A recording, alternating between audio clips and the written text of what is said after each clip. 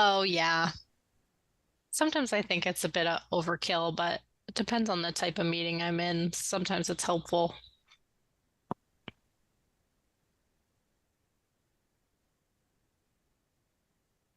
Oh, is Joe back today? I see him in the waiting room. Yeah, I think he came back like the day after our last meeting. Okay. You there, Joe? Hello, everyone. Yeah, how was your trip? Vacation? Oh, it was great. We were up in Alaska. Oh, wow. Yeah. It's on my list. Yeah, it's a definite one to do.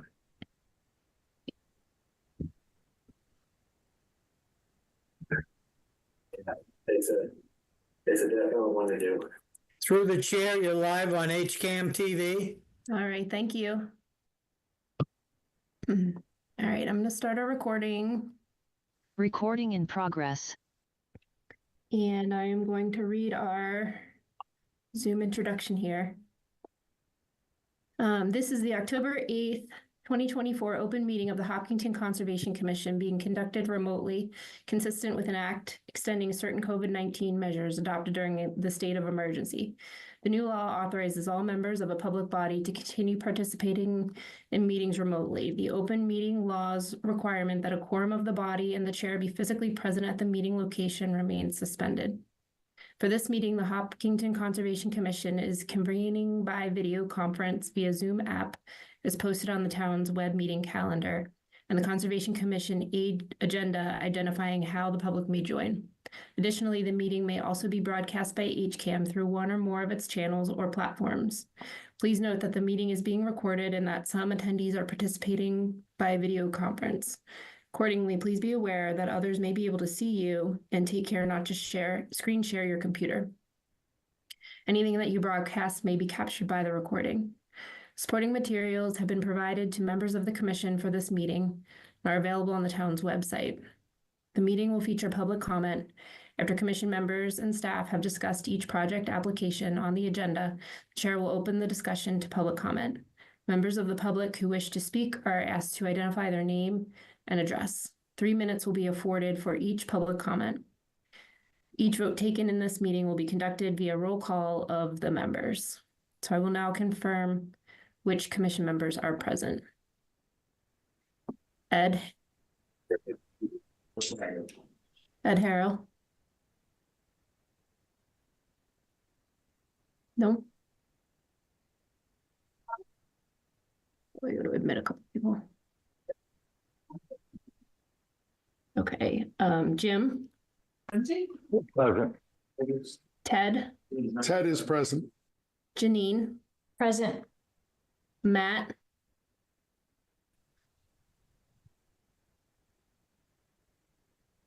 I know I admitted him.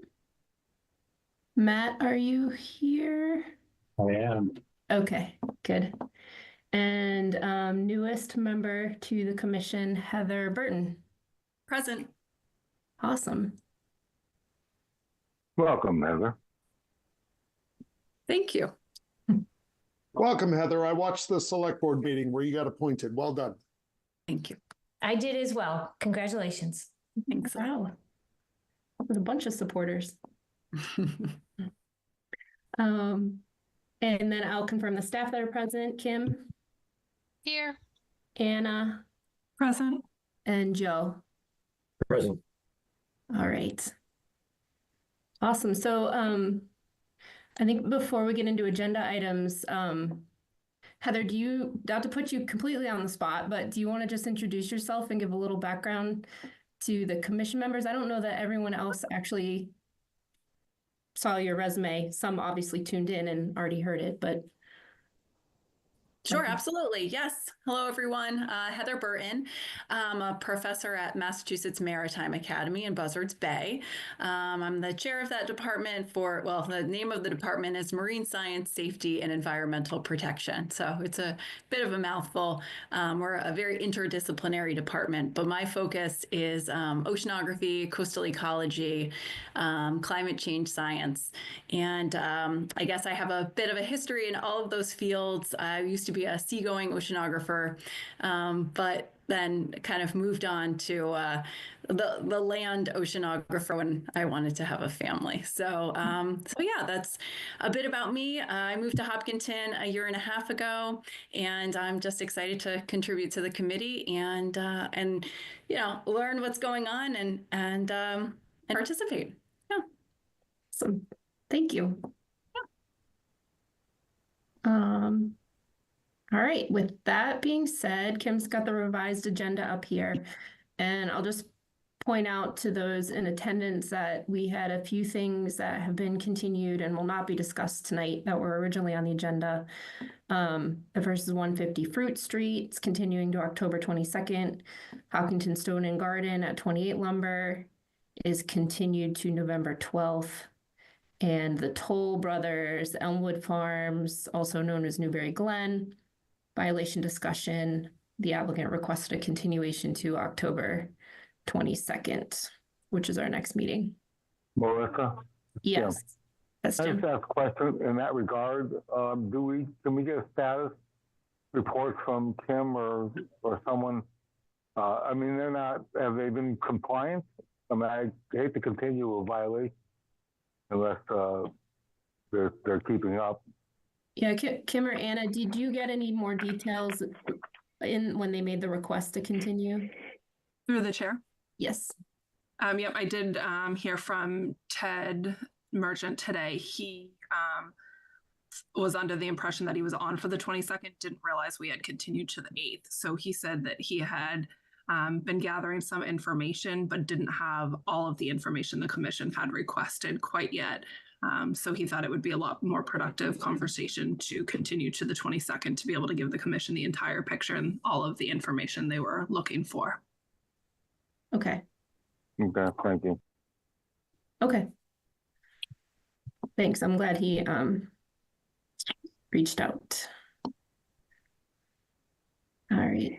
So that being said, 706 documents for review, Hopkinton DPW, Wood Street, right away, order of conditions. This is something that you were going to sign for us, Anna, Kim? Through Through the the chair, chair. yes, I believe that would be me. Yeah, so I drafted Anna's gonna assign an issue. Okay. Sounds good. So we'll just go down the list here. Next on the agenda, we have open play, 124 East Main Street. Through the informal- chair. Through the chair. Oh. Yeah. Sorry, do you need to vote to issue that, to authorize Anna to issue and sign? Yes, we can do that. Can I get a motion? I'll make that motion. Second. All in favor. Ed, are you not with us yet? Okay. Jim? Yeah. Aye. Ted? Aye. Janine? Aye. Matt? Aye. And Heather, I don't know if you want to vote on something you haven't read yet. Probably. I'll You can abstain from abstain. voting. Yeah. Okay. All right. Just make sure Ed's not in the waiting room. Nope. Okay. Moving on to open play. We have the applicant on the line. I see. Hi, everybody. Hello. Welcome back. Thank you. I'm super Yes. excited to be back. Yeah. Go ahead and give us a rundown of what you're up against. Right. So Who is sharing? Anna or Kim? Kim? Yep, I'm on. Can you actually bring the other one first? Because I'd like to explain where I started, so the commission has an understanding what we've done. So we got this guy or the approved plans? Yeah, this one. This one is fine.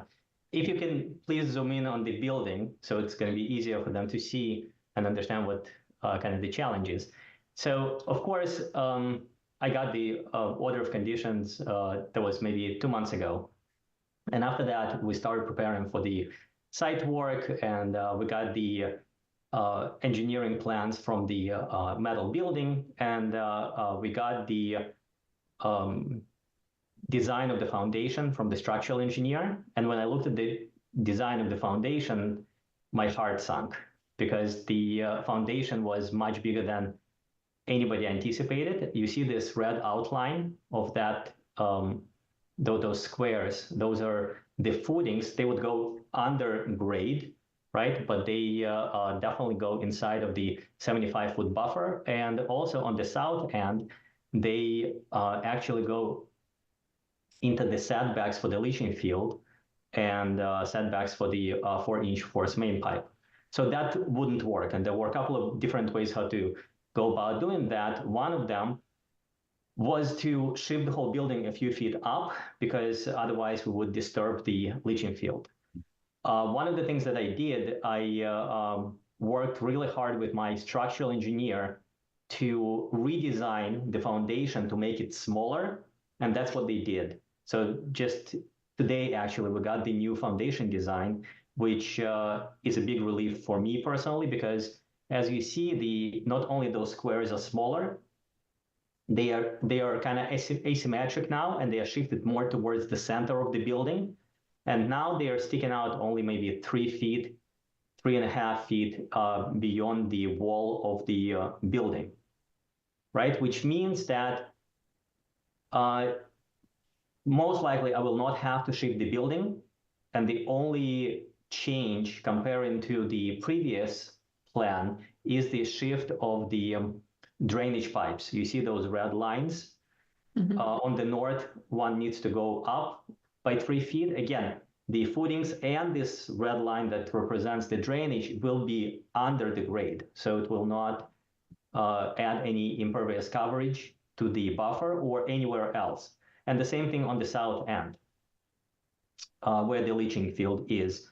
Now we will be only about 5 feet into the setbacks, which, based on my initial conversation with Massachusetts Department of Environmental Protection that oversees the leaching field, seems like it's a workable solution for them as well. That is an exception that they're willing to make. I'm still working to get it formalized, but that seems like kind of the place where I am right now. So hopefully I will not need to shift the building anywhere. And I'm looking for an approval for this design of the foundation with the footings going maybe like 3 feet into the 75-foot buffer. Okay. All right. Anna, you looked at this, right? A little bit. Did you have any additional thoughts or comments on this revision and how it's presented? This plan just came in about 15 minutes ago, so I've barely gotten a chance to see it. I pretty much just downloaded it for you guys, so I have not gotten a chance to review it. Okay. All right, so we're looking at foundation for the building within the 75. Right. So basically, when the plan was presented before and what was approved by the commission and the planning board, there was no really design of the foundation at that time. The structural engineer just hasn't created the design at that moment yet. So it was not presented, was not discussed. Now that we have that, I realized that it would be prudent for me to put it in front of the commission, especially the way how I thought before today, that potentially I would need to move the whole building up by those few feet. Now I don't have to move the building, but the foundation that goes under the ground underneath will need to be within the buffer, along with the drainage. But the drainage pipe was already on the previous plans, and it's already within those 75-foot buffer. Okay. Yeah, this is a good sheet to show, right? So that was the plan. You see how this black line on both sides, on south and north? Mm-hmm. Yeah. So we keep the same thing, the same solution for drainage. It just moves up by 3 feet because of the foundation. Okay. So, my first thought, just looking at the, I think I looked at the other plan earlier today, so obviously it's a little different. It looks like it's pretty, I want to say minor change, given that the building is still staying where it was. Any impacts are going to be landscaped like they were before. Grading's not changing. That's right. Nothing is changing. Grading is not changing. The landscaping, nothing is really impacted by this. Okay. Does anyone on the commission have any thoughts? I guess my one thing would be, you said that you need to still maybe work through this with DEP and confirm that they're okay with it. Do you envision any potential changes? So based on my initial conversation with them, and with the guy who developed this leaching field some years ago, I'm working with him on like throughout this whole process. It's about 90% that it's going to work and DEP will approve it. There is a small chance that they will not, in which case I will need to come back and probably would need to file an amendment to NOI, because in this case, the building would need to shift by these 3 feet in order to honor the setback for the leaching field. Yeah. But again, the chances are very small that this will happen. Okay. All right. Kim, at this point, do you have any thoughts on this kind of looks like a minor modification if the building's not moving? Yeah, I feel like the shift as presented in this updated plan is minuscule, or minimized enough that I think the commission should consider it. My only comment would be that I would request, that you submit something in writing, just so that we can keep the record on the file for when we go to do the COC. So basically just a one pager explaining the situation and the proposed changes, and then attach this plan, and then I can issue you something in writing recognizing that back. Sounds great. I will do that. Okay. And of course, I will also share the approval from DEP once I receive that. Okay, great. Does anyone on the commission have any additional thoughts or comments on this? Speak now. Okay. With that being said, Kim, do we need to vote?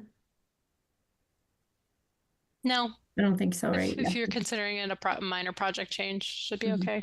Yeah. Okay. I think you're all set then. Yeah, if anything changes, then come on back. Wonderful. Thank you so much. Yep. Wonderful evening. You too.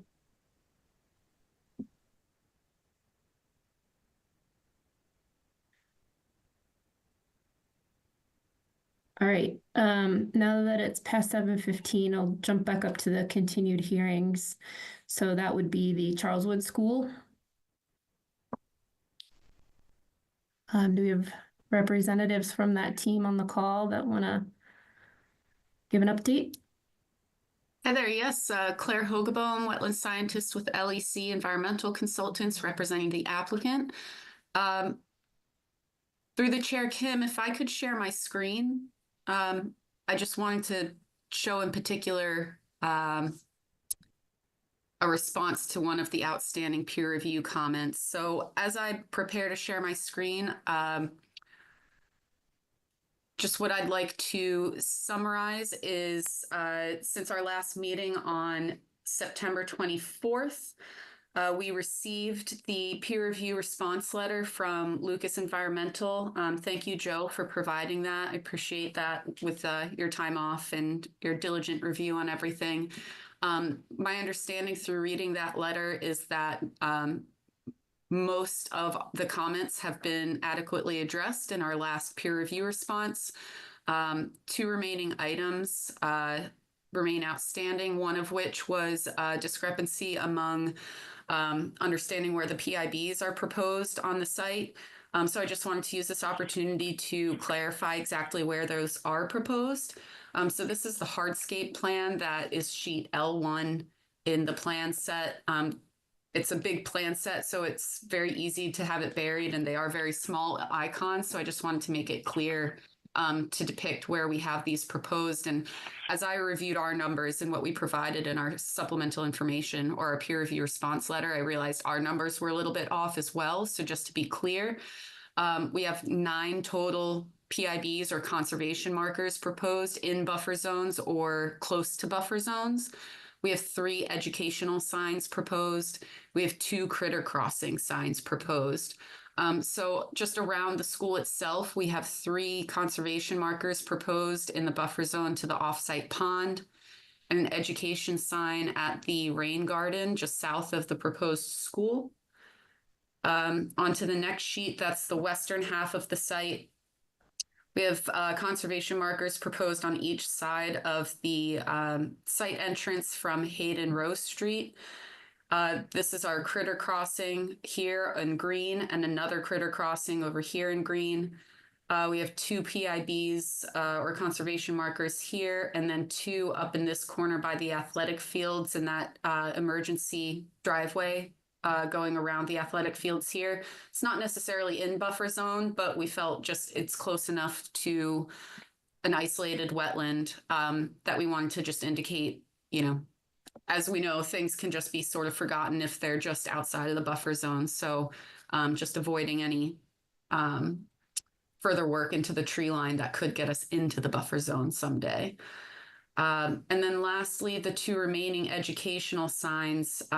This is a tougher plan to sort of orient yourself with initially, but it's essentially around the play area to the rear of the school. So to the right of the, or the east of the play area is where that detention basin is proposed.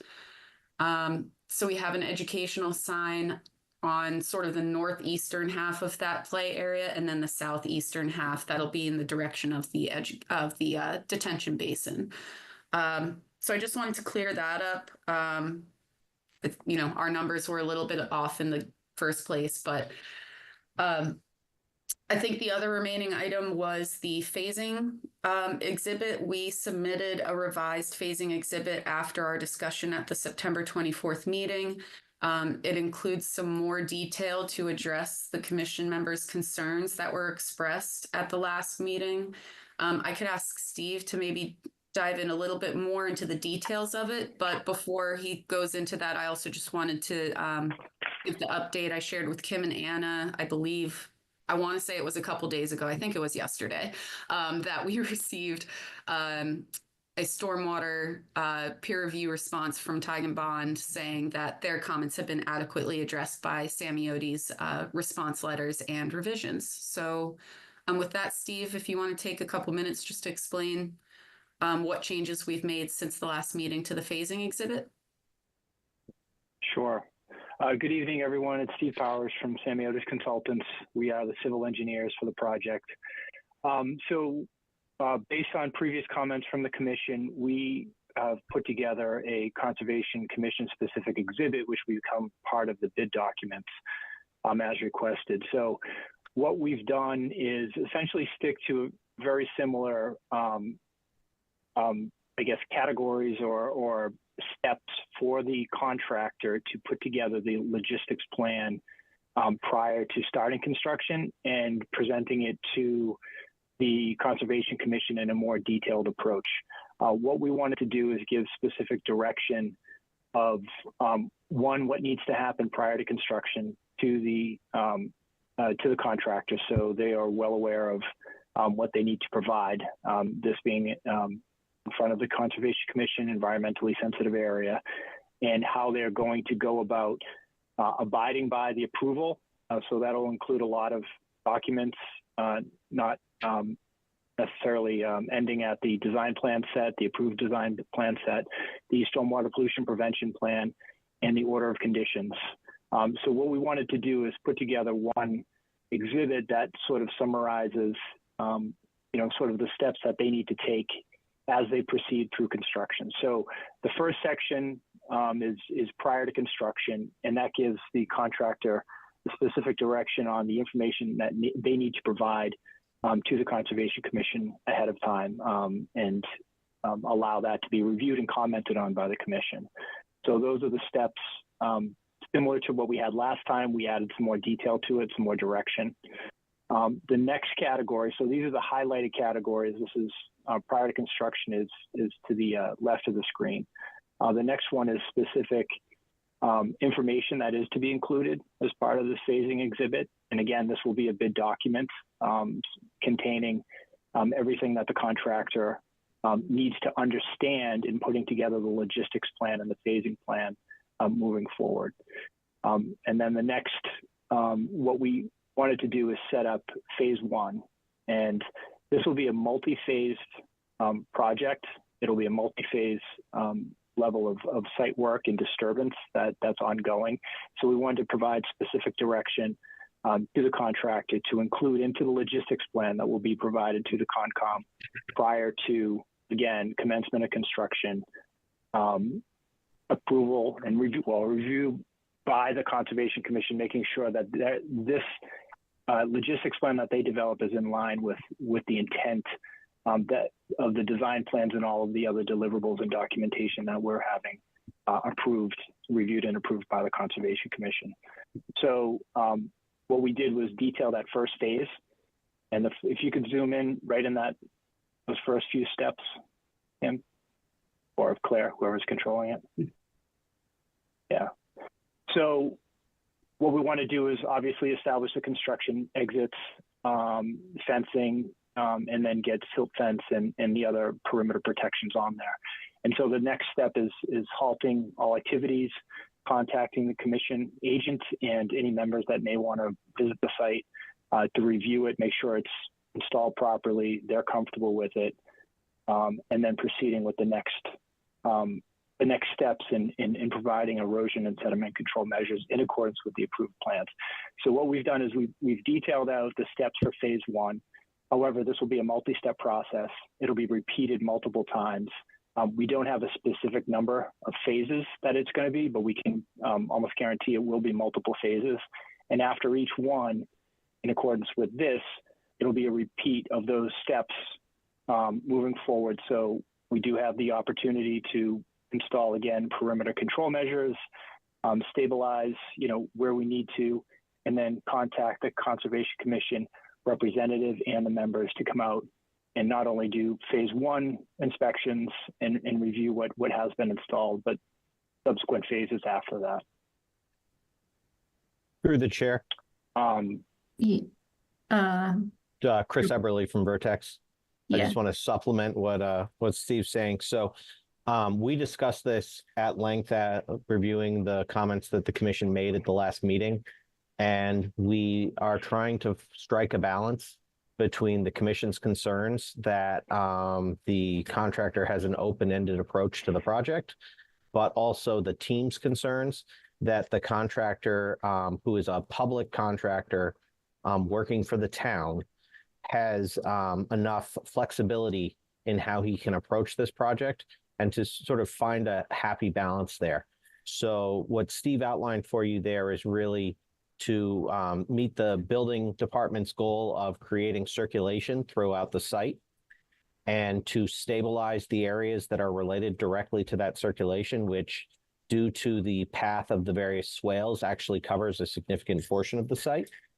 And then moving on from that point, we would then provide notice. And we used that, the difference between requesting an inspection for erosion controls and perimeter controls versus providing notice in response to some of the discussion that we had in the last meeting, where we didn't want to tie the contractor to having the agent constantly have to come out with however they broke up the work and say that they had moved forward, but making the contractor commit to a plan for how they plan to move forward and making sure that the Conservation Commission agent is aware of when they've hit that stabilization point before they move on to other work. That gives them the flexibility to potentially tackle the entire site if they're going to do the stabilization first and provide notice that that stabilization is complete before moving on to other work. Or they can provide you with a plan that says, we're going to tackle a certain area first and then move on to an additional area. I think that that flexibility is important when you're publicly bidding something under the state's public bidding rules, and understanding that this is a $125 million project that needs to all open at the same time.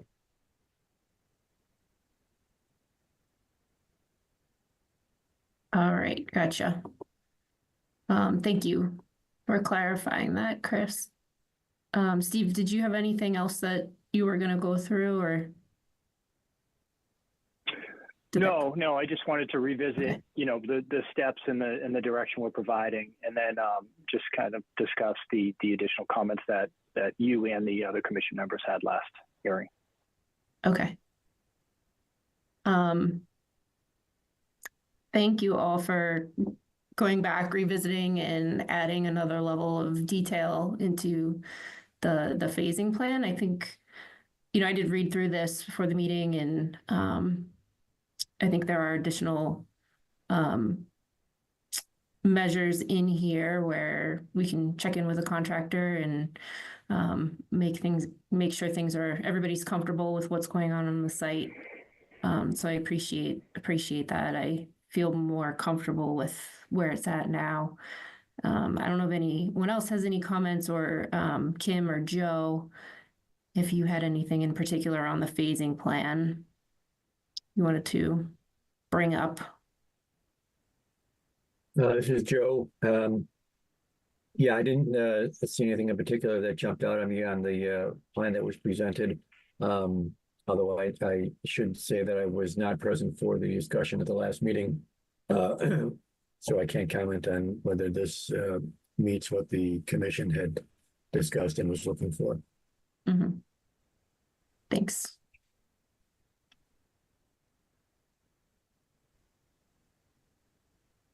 All right. I don't really have any additional comments related to the phasing plan. Okay. Anyone else on the commission have anything they want to talk about here? No, I think this looks good. This definitely addresses the concerns we had brought up at the last meeting. So appreciate that, everyone. Yep. Okay. In regard to the signage in your letter, Joe, did what Claire walked through, did that address your last comments that you had in your letter, or was there anything else you wanted to bring up on that end? Yeah, I think the two biggest remaining comments I had were the project phasing and the PIBs. I also had noted a comment that I had concurred with the protocol that was presented for the invasive species management plan that would be provided by the contractor. I thought the protocol was quite detailed and appropriate for the project site. Okay. Great, that's awesome. And I'm glad we got the letter cleared from tie and bond on the review. Through the chair. Yes. Does the amount of PIBs fall in line with our standard of 1 per X feet? I think typically we do, is it 40 feet, Kim, is what we've been using along the perimeter of a resource area? 30 to 40 feet on center is typically what we do. This site is definitely a little bit different, I think, than a lawn, than like a homeowner's lawn. But I mean, we might be able to get away with 50 feet on center, something like this. I'm not sure. Claire, do you have any ideas on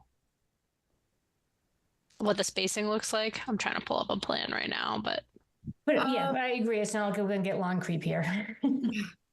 I can't say for certain if I understand the spacing of it adequately, but we were mimicking what we did with Hopkins and just trying to utilize sort of turning points or areas between turning points in the buffer zone that were really too distanced, and just having something present within the buffer zone at some level. So yeah, you might have to scroll through all the civil plans and a couple details before you get to the hardscape sheets.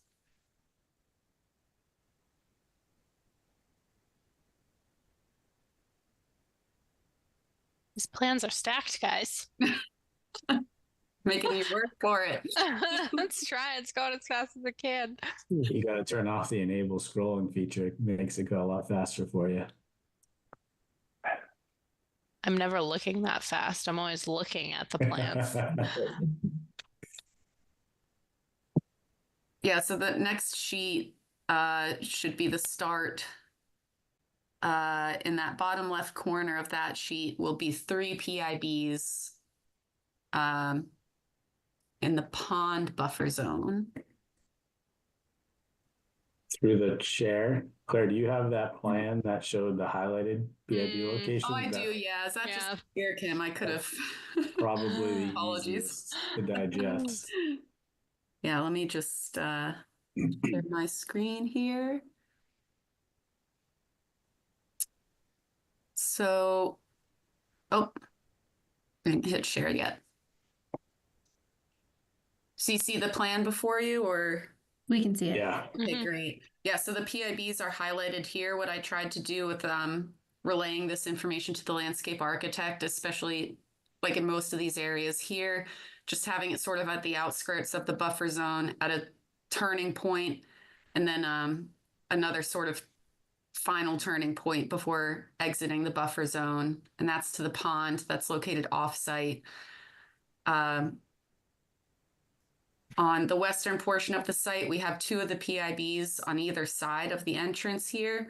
What I would say is, like, right here is where some of those stormwater features are located. So those in themselves may act and function as a sort of deterrent for further encroachment. The only encroachment that would be necessary would be to either maintain the stormwater, or it's kind of difficult seeing this from the hardscape plan because the landscape plan actually depicts a lot of buffer zone plantings in this area that would be planted and maintained, and sort of same note on this side with sort of the stormwater features along this area with this PIB, and some plantings proposed along here as well with the sidewalk. We have the 2 PIBs in proximity to our D series, and actually just one of them is really in the the buffer zone here. This is the 100 foot, and it's just skirting the edge of the sidewalk here. And this one's a little bit outside of the buffer zone, but potentially just a good warning, a good heads up as, snow plows might be coming into the school in the winter to move things around, or maintenance crews or things like that. So figured that could be a good location for that PIB. And these 2 as well, again, just a turning point where it's closest to the wetland. And then just another open point where just to continue that warning of sensitive resource areas nearby. And through the chair, Yes. If I recall correctly, because we've seen you for a lot of weeks now, the Concom agent provides the PIBs and they're affixed by the contractor. So we would absolutely not be opposed to fixing additional along the tree line. And that could be determined in the field. I don't know that it creates any burden on the town to nail a couple of additional PIBs to some trees in that area. One of the challenges here that I think Claire's outlining is that each of these wetlands areas is fairly small in nature compared to their buffer zone. And so it's easy to drive down that road other than the one at the sort of the curve of the road there.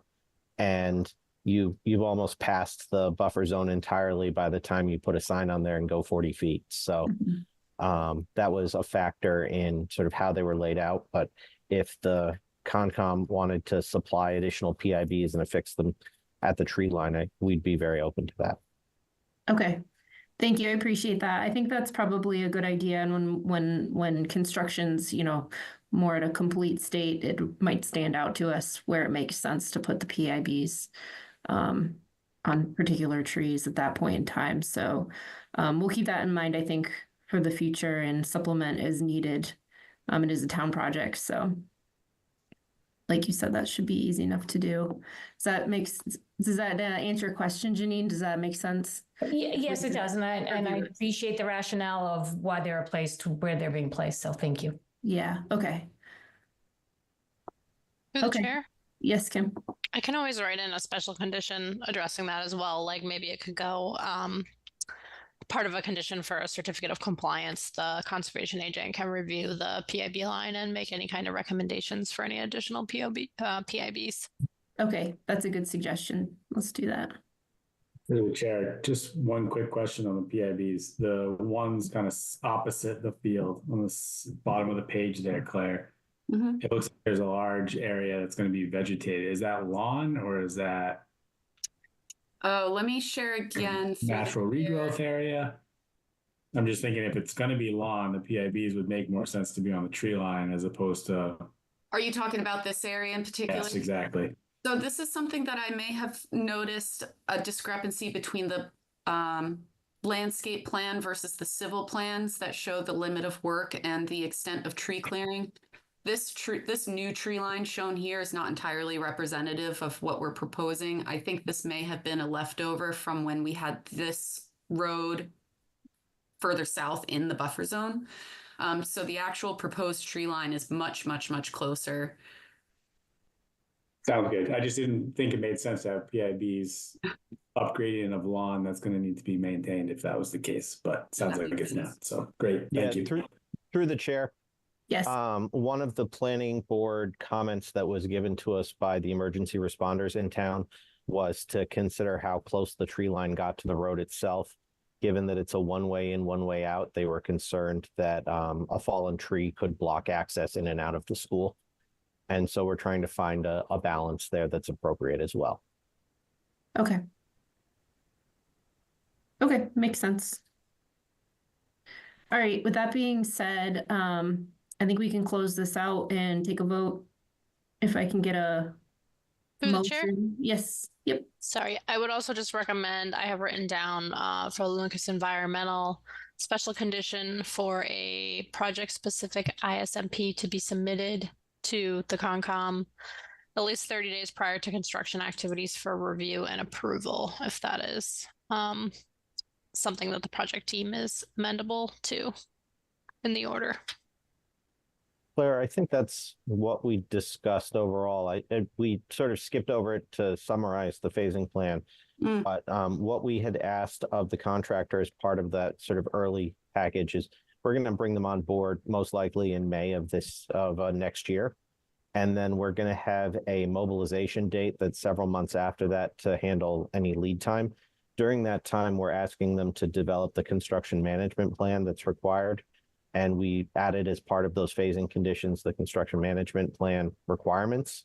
We modeled it off what we did for the Hopkins School. And then as part of that, they're doing the phasing and logistics plan. And so it would be easy to add into that a requirement that they write down what their invasive species management plan is based on the performance spec that's included. Perfect. Okay, great.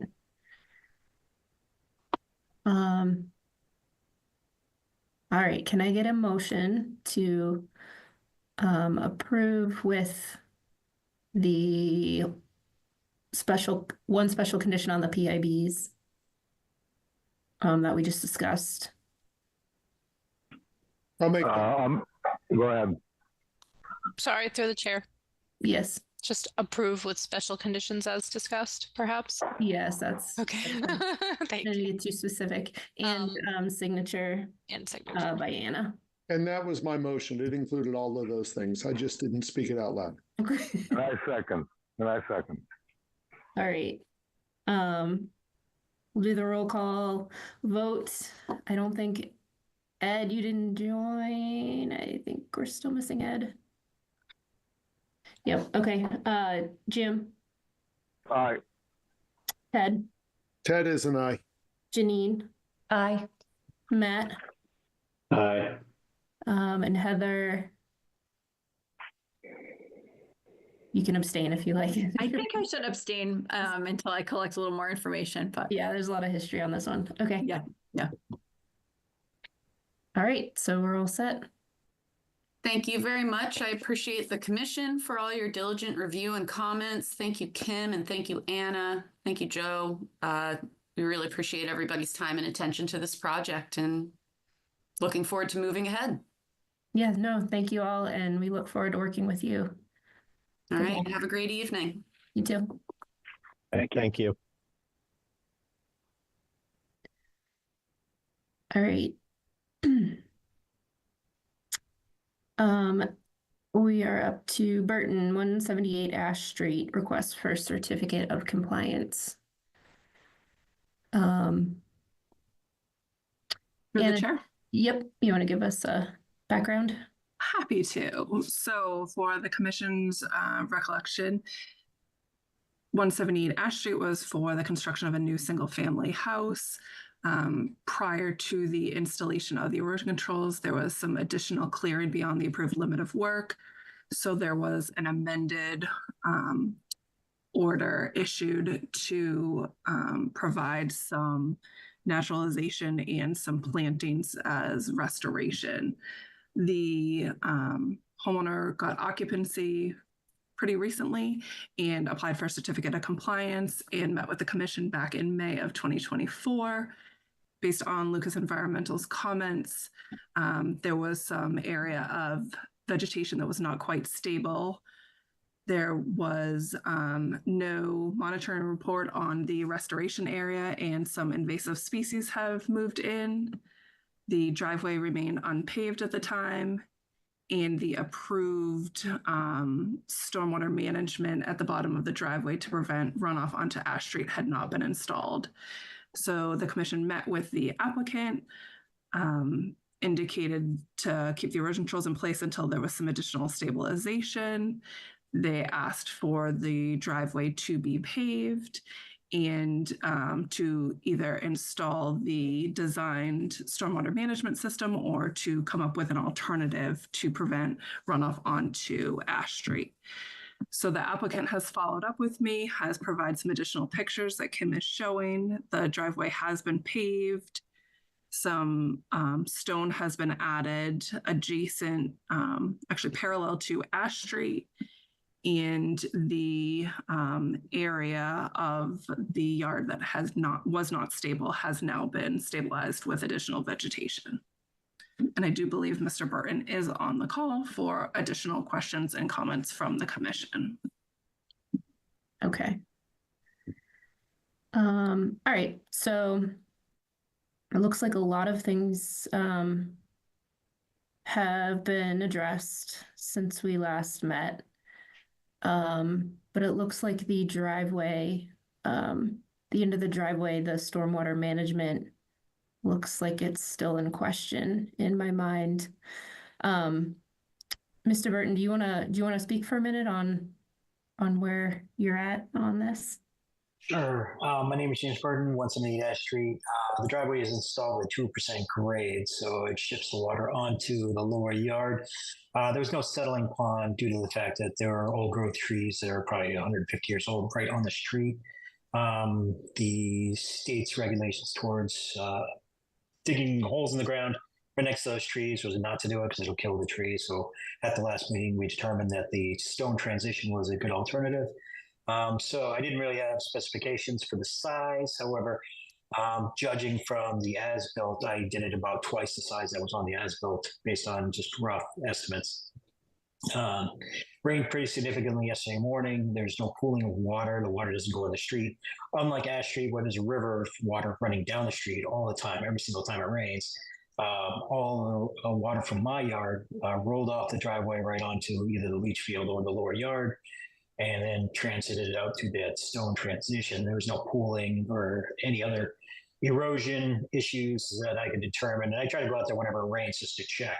And granted, it hasn't rained much lately. However, yesterday morning it was raining quite hard, so it was easy to determine that pooling water wasn't an issue.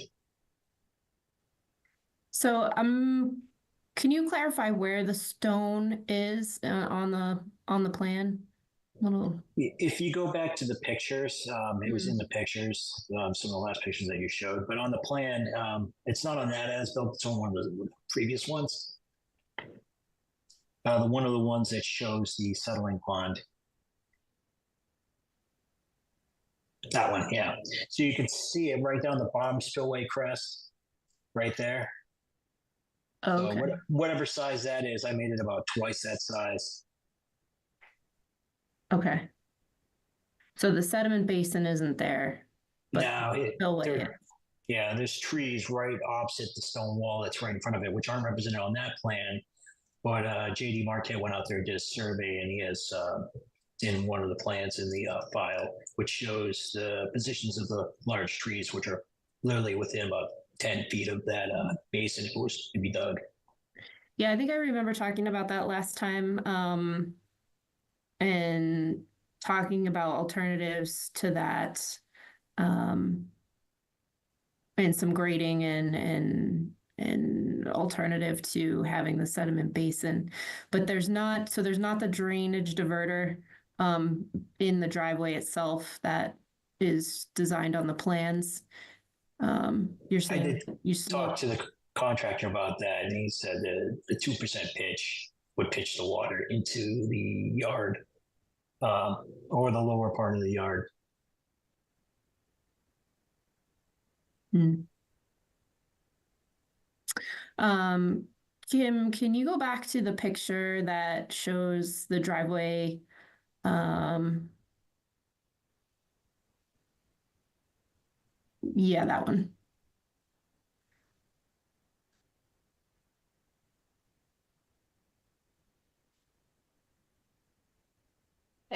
Thinking we'll open up to the commission. Does anyone have any questions or comments on this picture?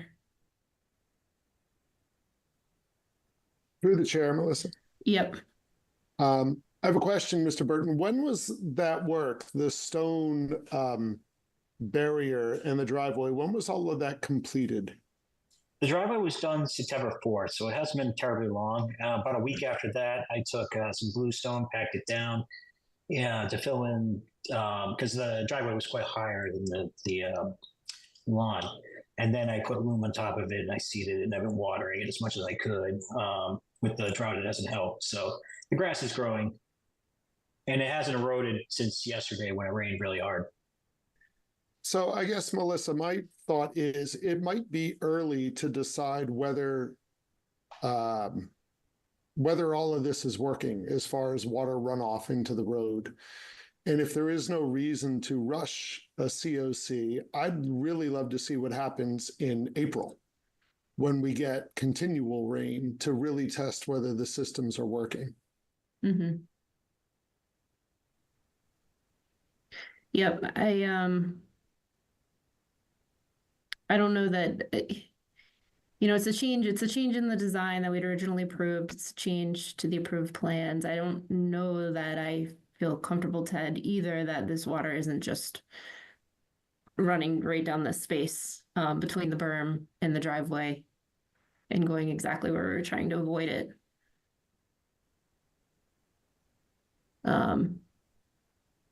In the first place. I mean, as I think Mr. Burton mentioned, it's been a very, very dry fall.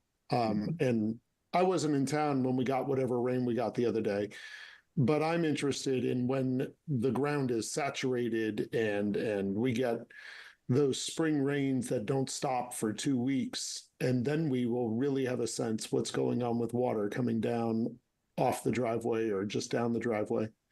I just think it's early to assess whether this is successful, especially since it's not what was in the plan. Right.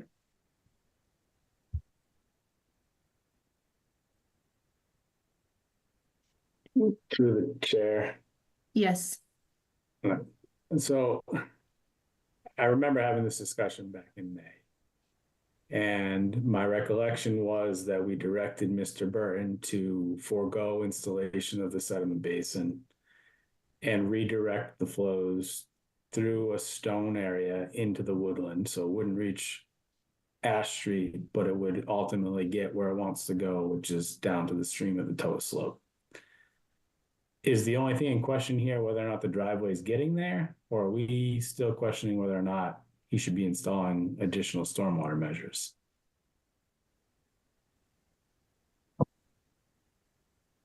I think the question is, well, I think the question is whether what was done here, whether additional stormwater measures should be implemented to ensure that the water is making it from the driveway across the lawn and not down to Ash Street.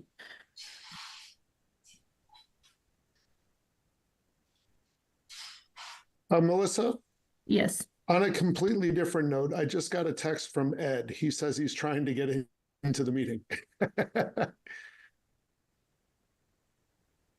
Oh, I see him. Thanks. Yep. And Ed, thanks you. Ed, are you with us?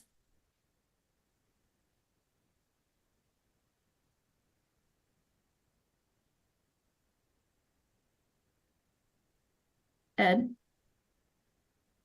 Ed Harrow?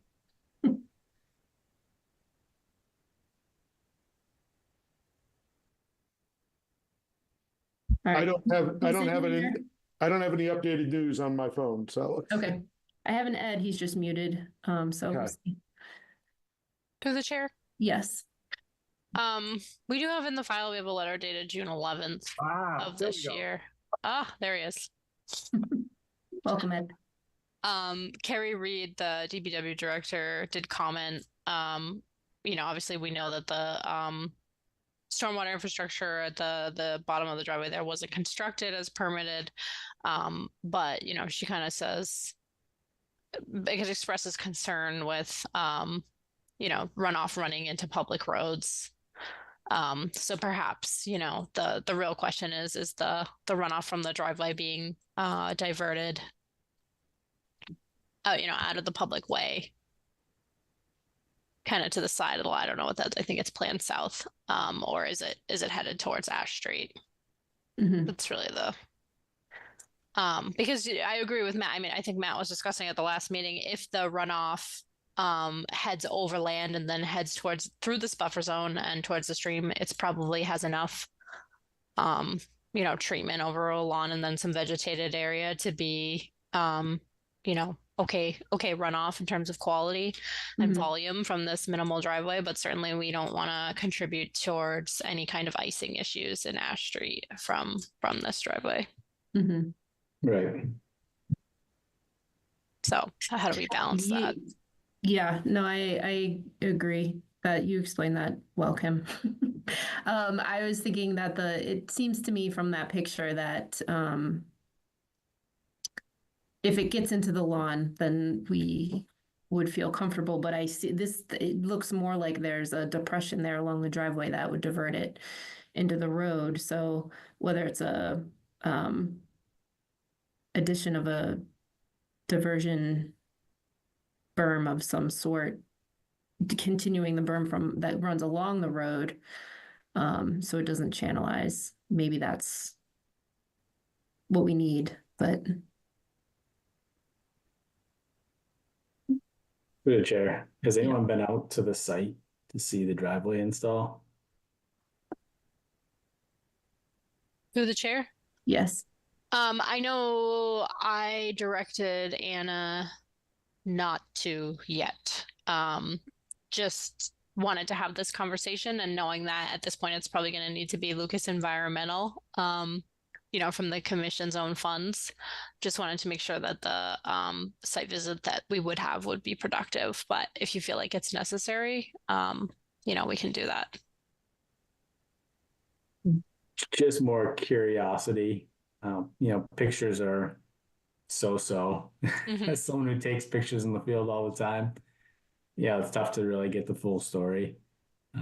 So I'd be curious what this looks like in the field, whether or not it, confirms the concerns that are being shared tonight, or alternatively gives us some comfort that the runoff from the driveway is actually going through the front yard and down to the woods.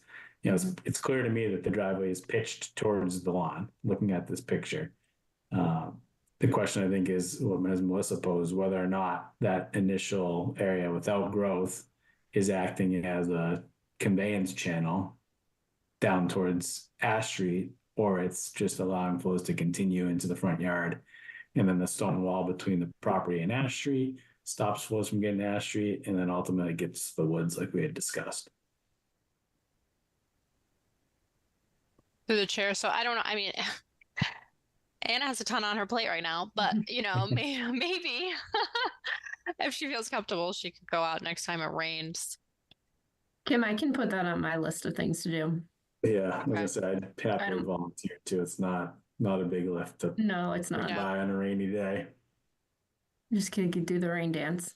Mm-hmm. Get out of the house for a little bit too, right? Yeah.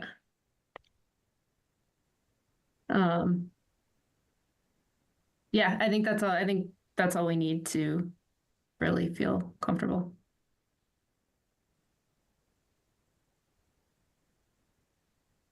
So, Mr. Burton, are you amenable to kicking the can down the road just a little bit longer? And I don't think we need anything else from you at this point. We just need to make a site visit and feel comfortable.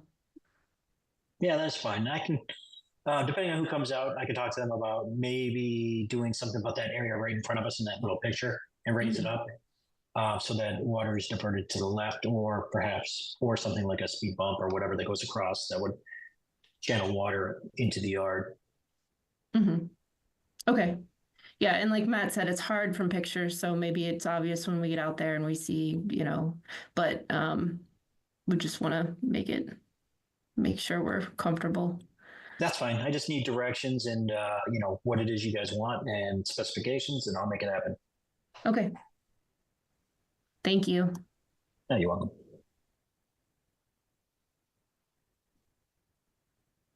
Should we continue this one out a couple meetings since there's no rain in the forecast?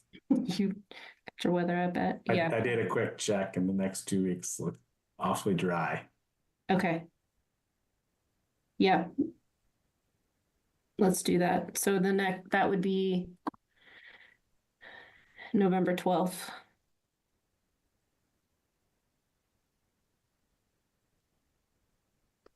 Can I get a motion to continue to November 12th? So moved. And a second. And all in favor, Ed? Aye.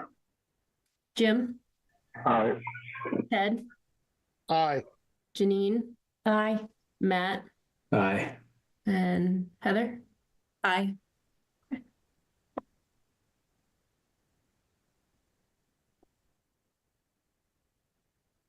All right.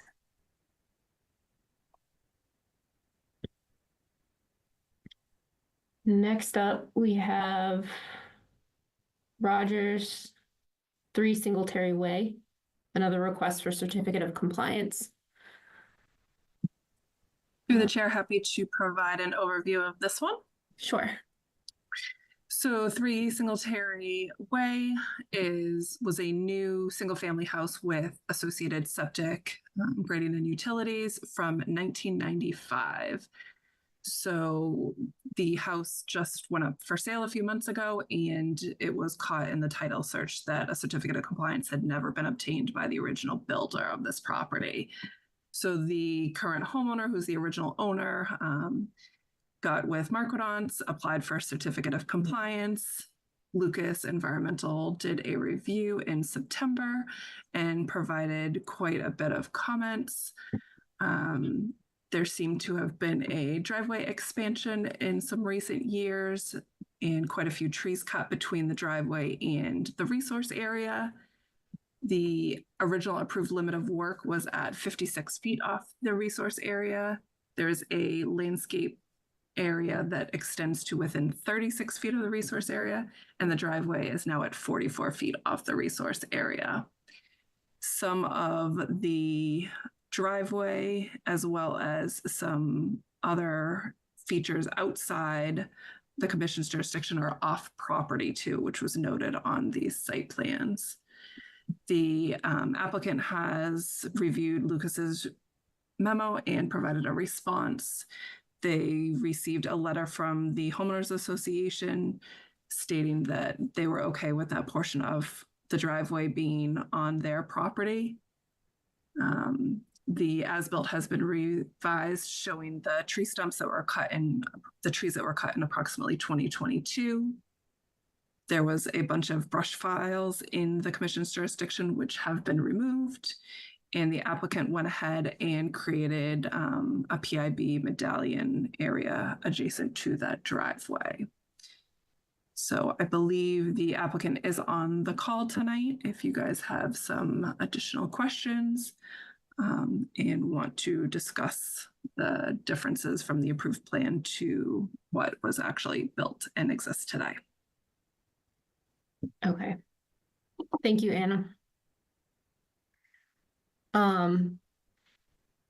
Do you have the approved plan? Do we have the approved plan handy? Yes, hang on. I'm just making artwork here. Okay. It's beautiful. Trying to highlight the pertinent information. So this is the approved plan from 1995. So somewhat minimal. This is the 50-foot here, and this is the property line, it looks like.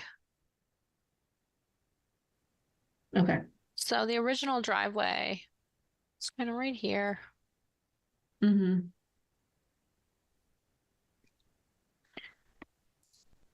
All right, so the new driveway is over the leach field. Okay, got it now.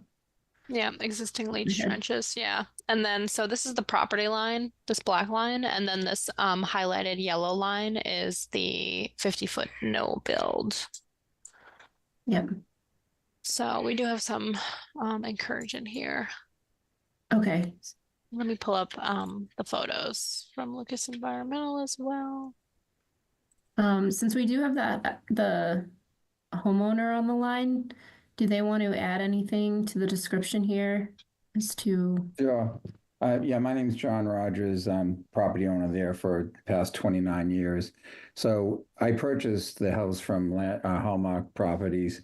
And when I purchased the house, all the fencing, the swimming pool, and the driveway is exactly where it is today. And all this landscaped area is exactly how it was delivered to me 29 years ago.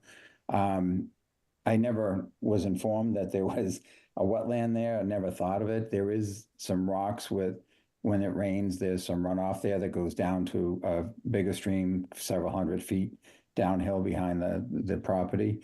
And so that driveway that you see on this plan was as is. The only thing I did is in 2014, I think it was, I had the driveway rebuilt and it went over everything. So the driveway did not change other than the section that, is close to that black and yellow line now. I did extend that area was basically grass and hard packed area. Our kids we put up a batting cage. In the winter, we put up a ice rink there, and that was an area that was just hard packed dirt. And in 14, when I had the driveway redone, I just decided to expand it a little bit in that direction. Unknowingly, I just didn't know there was any sort of wetland or protection there. And I also didn't check my property line. I assumed my property line was a little bit further away, and I was within the property line there.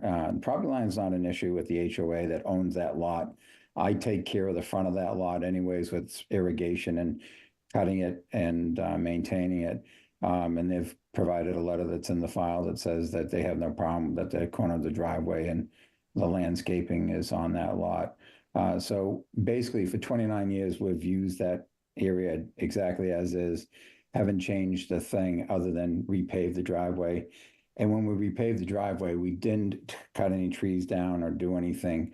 The trees were cut down 2 years ago, mostly because they were starting to fail. We were getting limbs down on the driveway and hitting cars. And so they were big enough where they could hit the house. And they were identified as trees that would have problems by an arborist that we had a few years earlier. And if you were to look at the stumps, you can see that the middle of the stump is hollow. And so that was the reason for cutting those trees down at the time. It was more of a safety issue than anything else.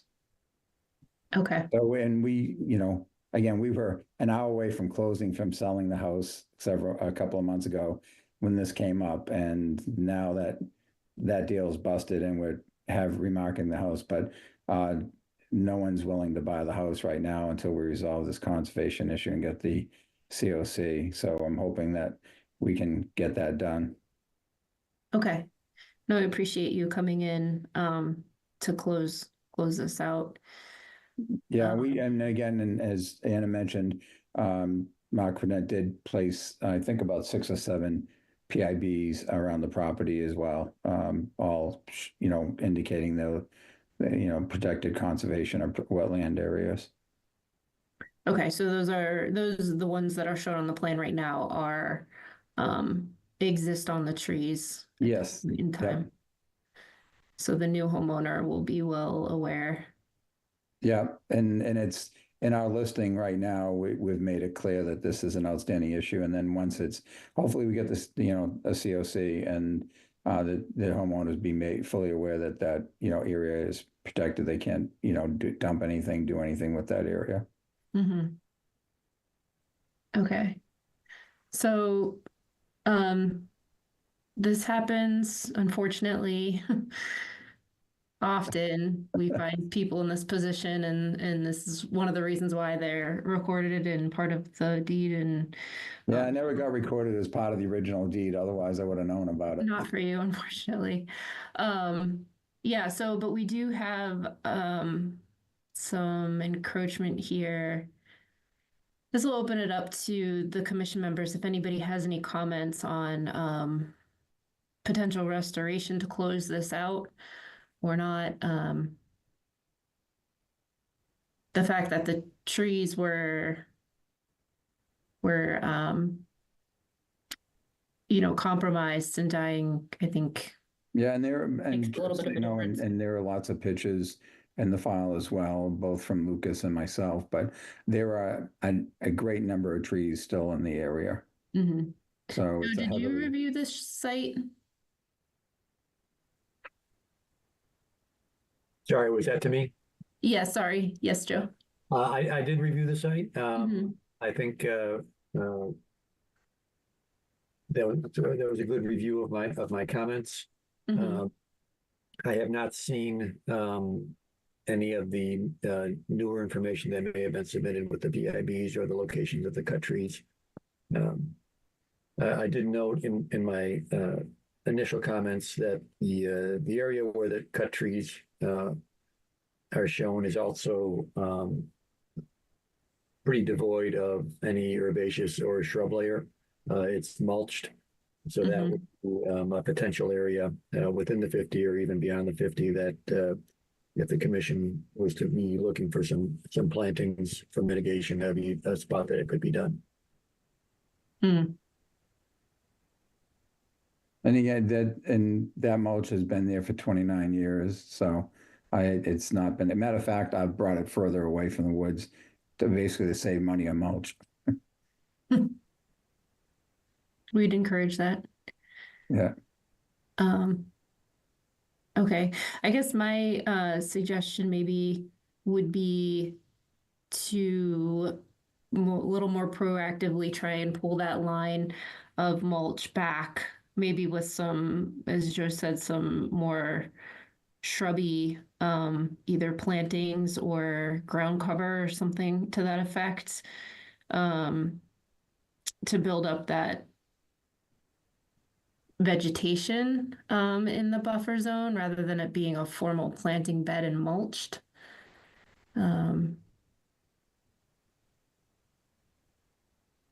And what area specifically? Definitely in the 50 where the yellow line is, and maybe on the off property, the part that's not your property.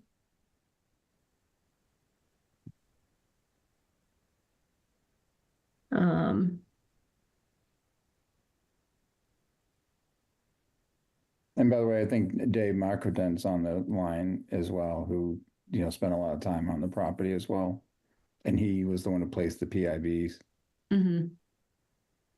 So the PIBs right now, okay, I see PIBs on the tree line right there. Yeah, and there are That's a some little pictures beyond. I took that show a couple of the PIBs in place.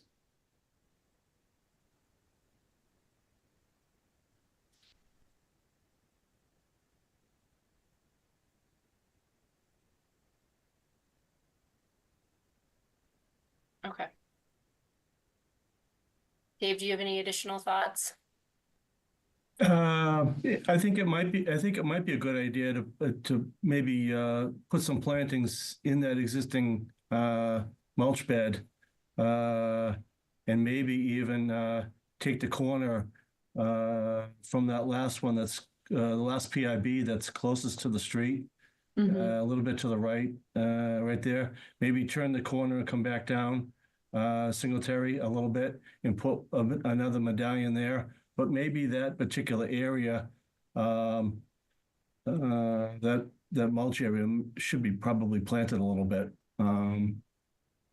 Maybe the brush piles have been removed, so it might be advantageous to maybe do some blueberry bushes in that particular area, and then encourage the new homeowner to sort of have no more mulch beyond the property line and kind of let that go wild.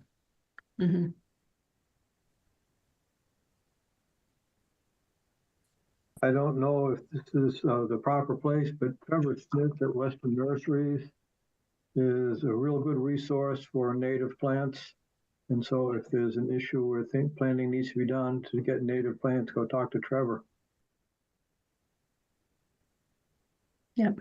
I'm probably gonna have to, because it's not my property, I guess I'd have to talk to the association about what to do, whether I do it or they do it too. Again, I've just maintained it as it was delivered to me, so I'm happy to do it. But since we now know it's on the HOA property, I'm not sure if they have any responsibility or if they just want me to do something. Happy to put any plantings there. I just want to try to do it quickly so we can, and we've already moved out of the house. It's sitting there empty. And so it's somewhat of a hardship right now. Yeah, I think there's a short window here for planting season that you could get them in. Yep. Quick, and we could close it out. Through the chair? Yes, Kim. Perhaps a simpler and more effective, or a simpler and more effective solution is just to move the PIBs up to the property line and let that area renaturalize. Through the chair, that's exactly where I was going to go. Because my worry is I like the idea of revegetating and removing the mulch, But if the PIB stays where it is, there's nothing preventing the next owner from saying, oh, there's the PIB, because they all follow the PIBs.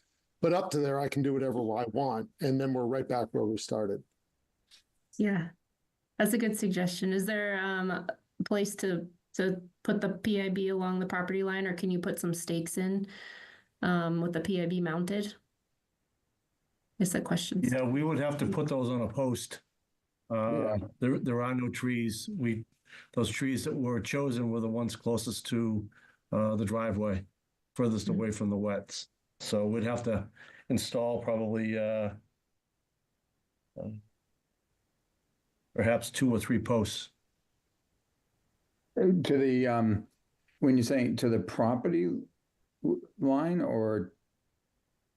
I think it would be the I guess where the planting bed, if that's the planting bed line.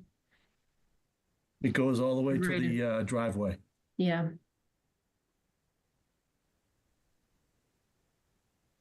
Well, between the property line and the driveway is primarily grass. Mm-hmm. Yeah, I know you don't want it sticking up in the grass, but I guess on the edge there.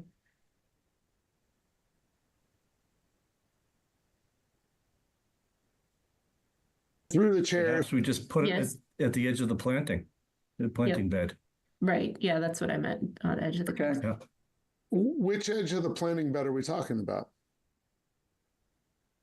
Right there where those red circles are, that's the limit. Yep. Yeah. And then I would say just extend it a little closer to the road, one more. But yeah, that works for me. And then we can maybe replace the removed trees with some planting and let all of that go back to something more natural on the south, question mark. I don't know if we're north-south on this, but. Page south, yeah. Well, if we went south, we'd have, like John said, we'd have to check with the Highland Park Association to put plantings on their property. But at a minimum, those 4 red dots should be posts with medallions. I agree, and I would encourage asking the HOA, can we replace or place some plantings in this section?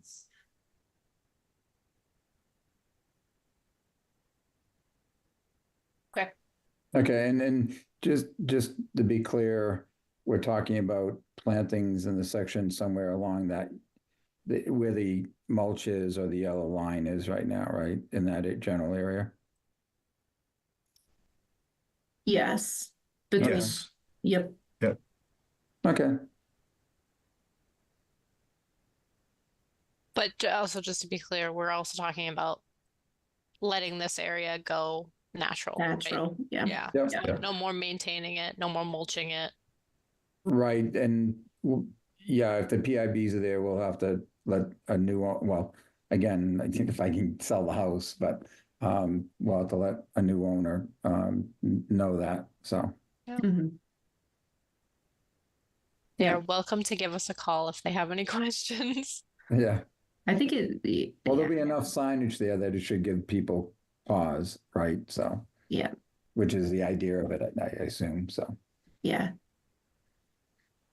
Through the chair. So, yes, Matt. Try to simplify this a little bit. Sure. It seems like the PIBs that Mr. Matic, that Dave put out there, because I'm gonna mispronounce your last name, are pretty well placed. We've got one right on the property line on a 12-inch maple. We have a PIB on a double oak that's, slightly off property, but for all intents and purposes is at the 75-foot buffer. We have one on a 7-inch birch and a 10-inch ash right near the property line. It seems like all we really need is one additional PIB down by that 17-inch stump at the corner of the driveway, in lieu of putting one in the middle of the lawn down by the street. So it would seem one additional PIB would accomplish our goals. And then if we can get some blueberry or other native plantings to kind of fill in that mulched area on the HOA property, with a discussion with the HOA that, to let it renaturalize, I think that does everything we're looking for. Okay. We get a renaturalization of the landscaped area. We have PIBs that'll inform the new landowner generally where they should or should not be going. And everything on the property, except for that little triangle near the 17-inch stump, is already lawn and would presumably be maintained and allowed to be maintained as lawn. And that just might make this a little bit simpler for everyone involved. Mm-hmm. Yeah. And just so you know, it's not shown here, but there are several shrubs along in that mulch area as well, and trees is well, the tree he's marked the trees, but there are several shrubs that are lined within that mulched area. So, but we'll plant wherever we can plant more, whether it's blueberry bushes or whatever native plants we can get, we'll plant those this week if we can. Through the chair. Yes, Kim. I'm gonna have to respectfully disagree with you, Matt. You're more than welcome. I think Kim keeps stepping in right before I'm going to say the same, but go ahead. Sorry. Just, having the experience, having, been the person in the office kind of fielding these phone calls and these inquiries coming in. If a new homeowner comes in and they see, a bed that, even if it's not freshly landscaped, if it has, mulch from a few seasons past, and some shrubs planted in it, they're going to assume it's their property, just like this homeowner did, if there's not specifically signs in front of it that says this is actually, a no-go type area. I would encourage, if we really want that area to be naturalized, I would encourage greater clarity through signage. And if I might add, it's not in the middle of lawn once what is south of it is left to go natural. It's right on the edge of the lawn once the earth does with it what we hope it will do. Yeah, the only mark, if you look at the red dots, the 4 red dots, one of them already has a PIB, right? The other 2 are fine that along the bed. I think the one that is closest to the street probably needs to be moved towards the edge of the bed because it's in the middle of lawn right now. I think that's my, I don't know much about this, but I think that'd be fine. Then you'd have 4 PIBs all along the bed area, basically indicating not to touch the bed. Mm-hmm. Through the chair, it might be, I kind of agree with Ted. It might be in the middle of lawn, but there shouldn't be lawn on the other side of that red dot. Mm-hmm. And so that's what we want to go back natural. We don't want it maintained lawn. Mm-hmm. Yeah, I mean the best barrier would be a fence, like a split rail fence, in my opinion. But that's my wish item to be a clear delineating line in a situation like this. But I think the lawn, it's going to be hard. It's going to be a hard change to turn that lawn for someone not to continue to mow. So there's going to be a strong sign there. Well, the chair, is that what we're trying to do here? Not allow them to mow? Is that something that was originally approved? The landscaping on the homeowner's lot? I think we're just talking about the property that's up for sale right now. We are.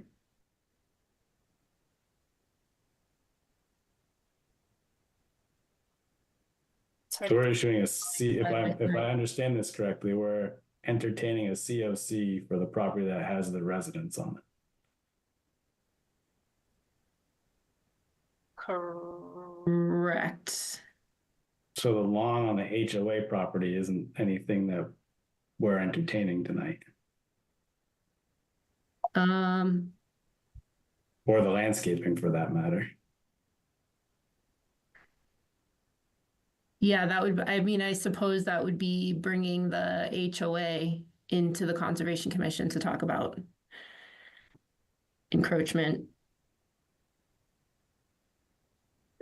I think, though, we are also, at least I am, looking for some mitigation for that corner of the driveway, which has gone inside of the 50. Mm-hmm. So by asking for a clearer and more northerly do not disturb line, that's part of mitigation. It's not just looking beyond this property. It's help us make this whole area better. Mm-hmm. And I think that's fine. I think that that last red dot out by the street, if it's put on where the edge of the mulch is as opposed to the middle of the lawn, and it's well outside the 50 and the 75-foot area, then, I think that's probably a better call, because I can't stop the HOA from mowing that lawn or taking care of that lawn. Mm-hmm. Okay. All right. So at this point in time, we spent a lot of time on this application here. So ultimately, we're looking to restore look for some mitigation for the impacts that have been made in the buffer zone, which was not approved previously. So I think establishing that PIB along the red markers that you have there, Kim, which generally follows the existing planting bed line. I think I'm happy with that, and by putting some plantings in that area would just be encouraging the new homeowner to do the same going forward. I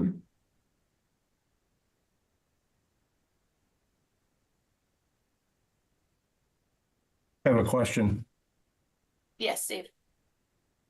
So if we put the 3 medallions in the red locations, I assume that, not to confuse the new home buyer, we're going to remove the PIB and the 22-inch oak and the 7-inch birch down at the south end of the planting bed near the driveway. Mm-hmm. We don't want to. Yeah. Right, that comes off, and the other one comes off as well next to it. Yeah, there you go. Yeah. And leave the 3 reds, plus the one in the tree already at the 12-inch maple. Yeah, I think you could probably put one on that. Well, you can't put it on a stump. Through the chair? Yes, Kim. I would really discourage establishing a PIB off property.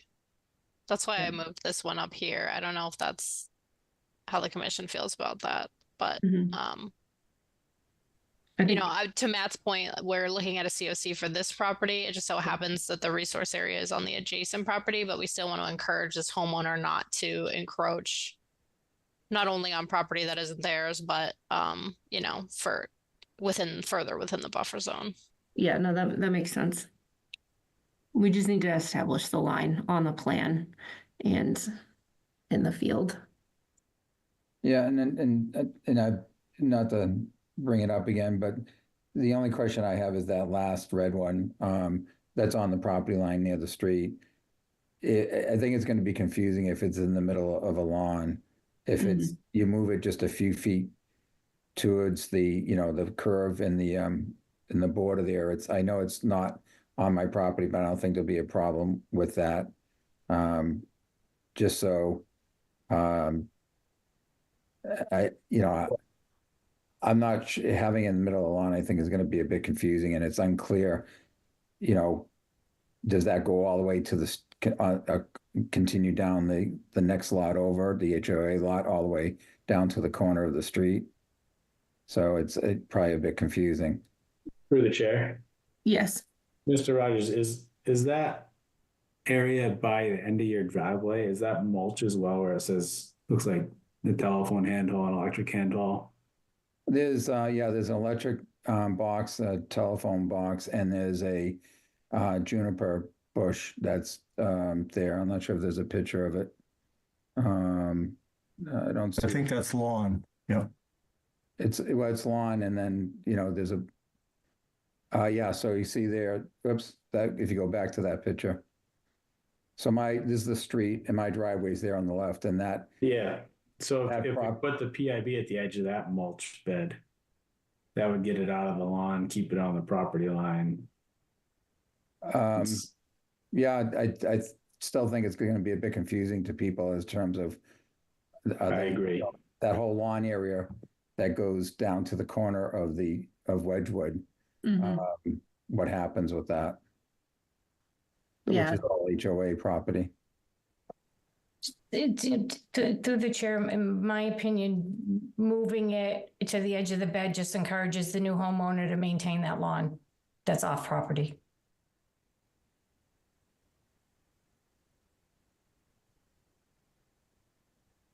I mean, I'm fine if we want to put it there. I'm not sure what it means for the HOA. That's all. Yeah, I think we'd have to have a discussion with the HOA.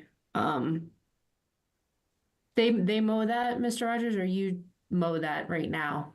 I typically mow it, but it changes from time to time. Depends who gets there first. Their lawn guys or my lawn guys. Right now, it happens to be the same lawn company. So the same lawn company takes care of my lawn as the HOA, and they just mow that area. Okay. But my irrigation system goes all the way down to the corner of Wedgewood, so my irrigation takes care of all that lawn. All right. Yeah, it's a tough corner. Through the chair. Yeah. Is it fair to say that it's lawn outside the 50-foot buffer where a lawn would otherwise be allowed? Yeah, I think so. I think we could probably end. I think it's a moot point then. Yeah, I think so too.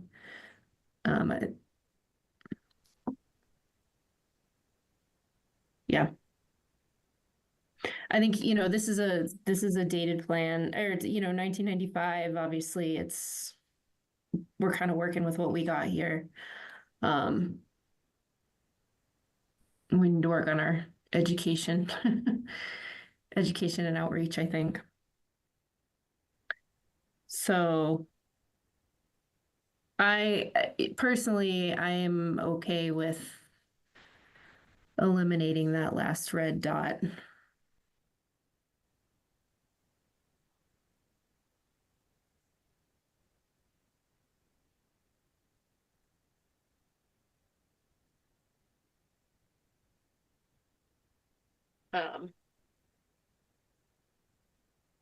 Yeah.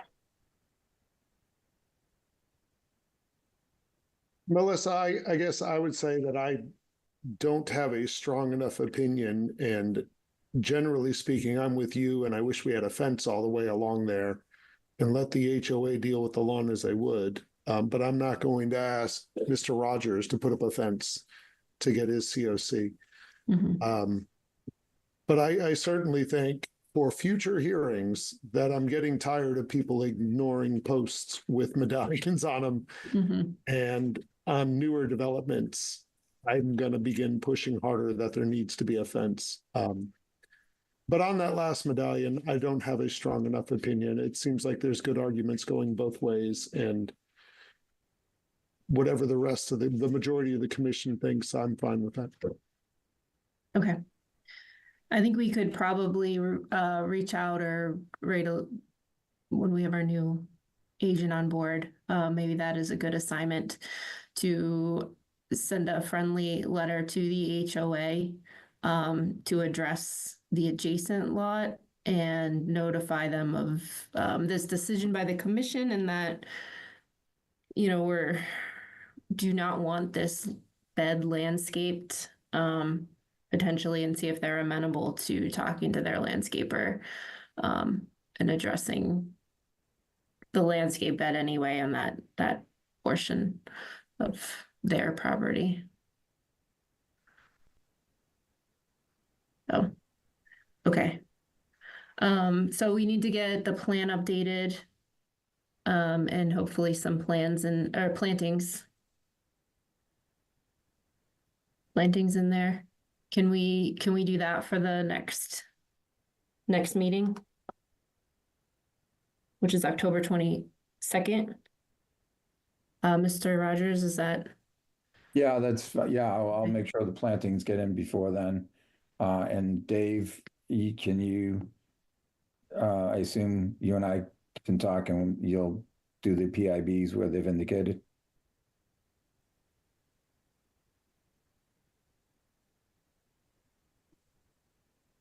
Yes, we can. We can do that by then. Okay. Okay. For the chair. Yes. Did Joe have any additional comments from his review that we did not cover? Yep. Joe? No, and I thought you did a good job of going over my comments. Okay. No additional comments. All right. So can I get a motion to continue this to October 22nd? Through the chair, just real quick, just to provide some clarity for the applicant or Mr. Rogers. Sorry, got some weird thing going on here with our Google thing must have thought I was talking to it.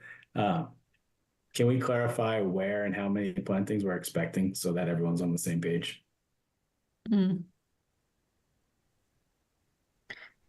Yep, good point. Joe, do you have any recommendations on that for this situation? I know we talked about blueberry bushes, but suggestion or how many? Or a standard to follow? Yeah, well, there's some shrubs there already. I think blueberries are good. Possibly some dogwoods, maybe like a gray dogwood. It's not in a wetland, so it doesn't need to be a wetland plant. I think for a minute on something else that might be good. Looking for primarily shrubs or some additional trees. I mean, if you wanted some trees, you have 2 trees in there. Some red maple would probably be appropriate. Yeah, I think we were going for shrubs, but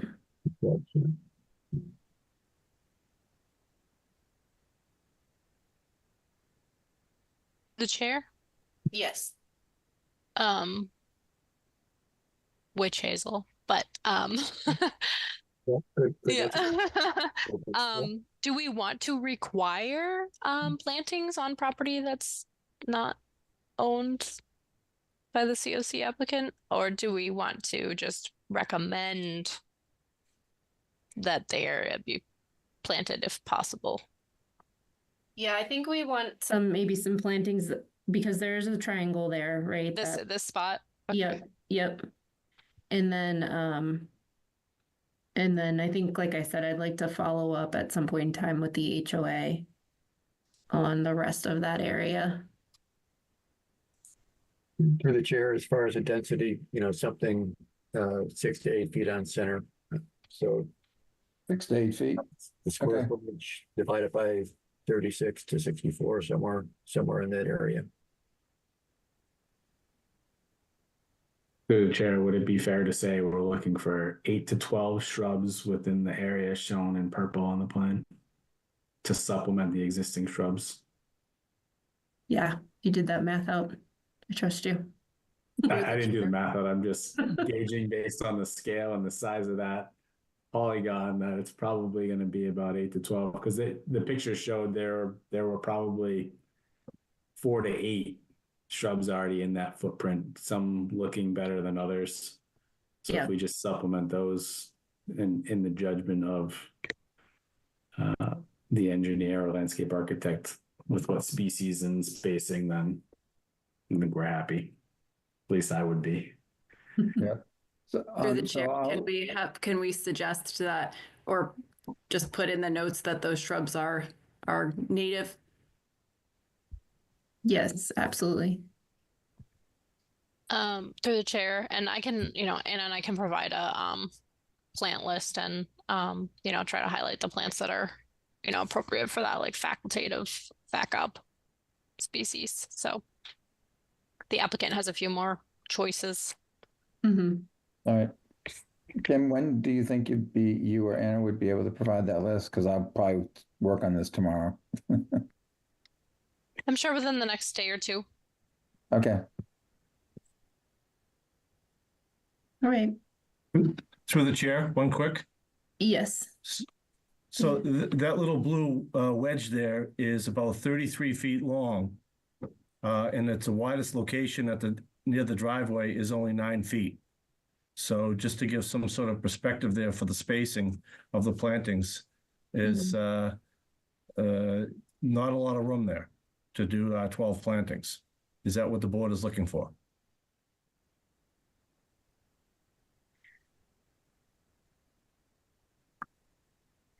I am not, I don't have a great green thumb. So I'm going to say, based on the types of shrubs that are chosen, Through the chair. yeah, go ahead, Kim. Sorry, Dave. Can you repeat that? What do you think the approximate square footage is? Well, I was just looking it's about 32, 33 feet long from the driveway down to the point, and that the widest spot up by the driveway is only 9. So it goes from 9 down to 0 in about 33 feet. So if you did a spacing of, shrubbery, 5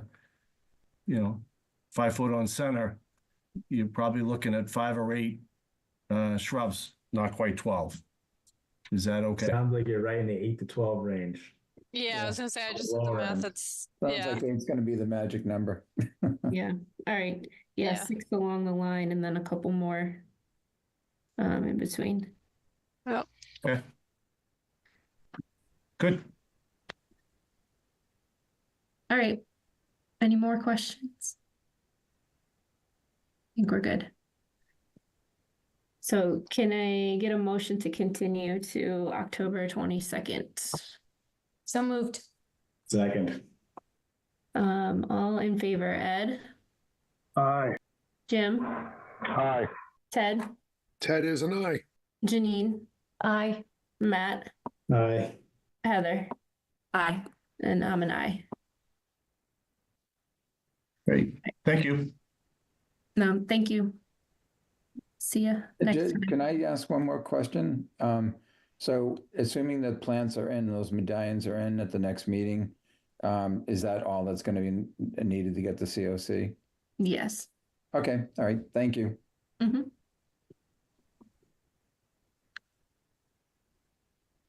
Okay.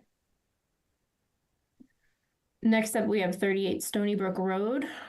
Another request for COC. Anna? Yes, through the chair.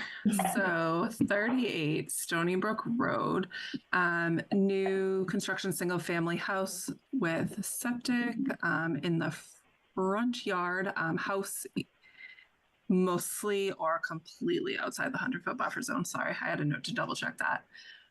The approved plan showed a lawn sloping down to the wetland in the backyard. When we got a COC application, the application came back that instead of a sloping lawn, we have a 12-foot, approximately 10 to 12-foot boulder retaining wall with a flat backyard. The wall is located partially within a drainage easement on the property, as well as slightly off property on both sides. The approved limit of work was at the 50-foot buffer zone. The existing tree line is at 48 feet. When Lucas Environmental did their memo, they questioned whether the wall was the permanent immovable barrier, and also noted that there's still some erosion controls left in place on the site.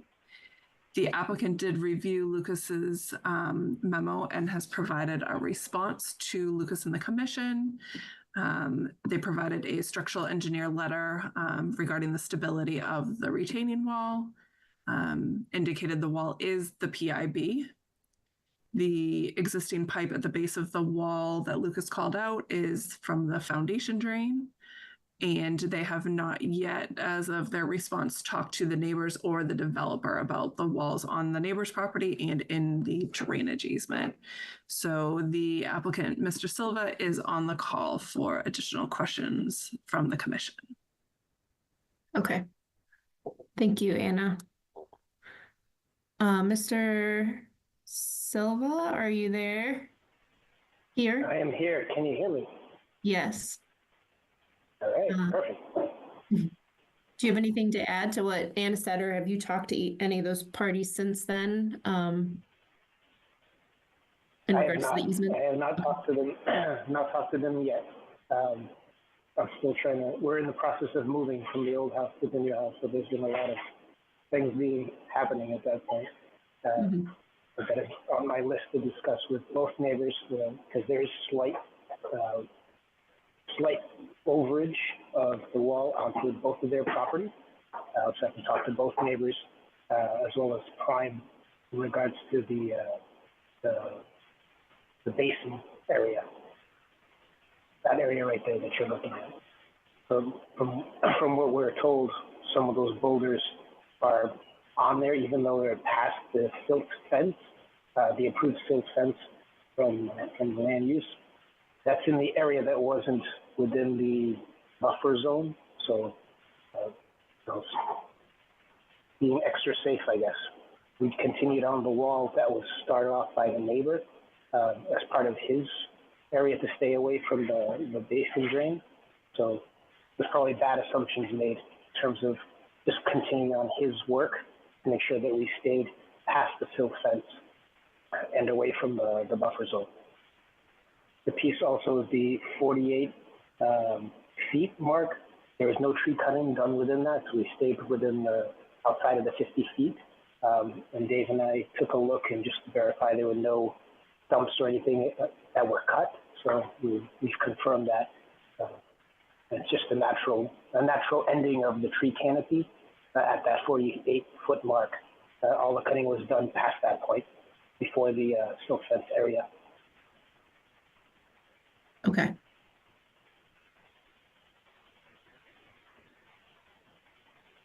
Okay.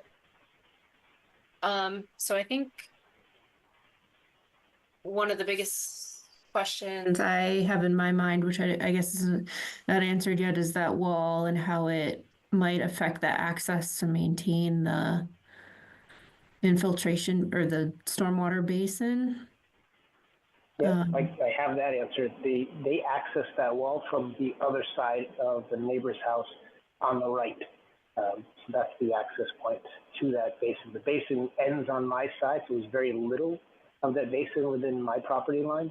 The majority of the basin is on the property on that you're going over right now. Okay. That's but good. There's not a lot of access from my side due to the wall. That's why I like the idea that being the PIB is people can't mess with the wetland. I'm a big fan of wetlands, so I don't want people to go and do that, and that's why a rock wall I thought was a good way to do that.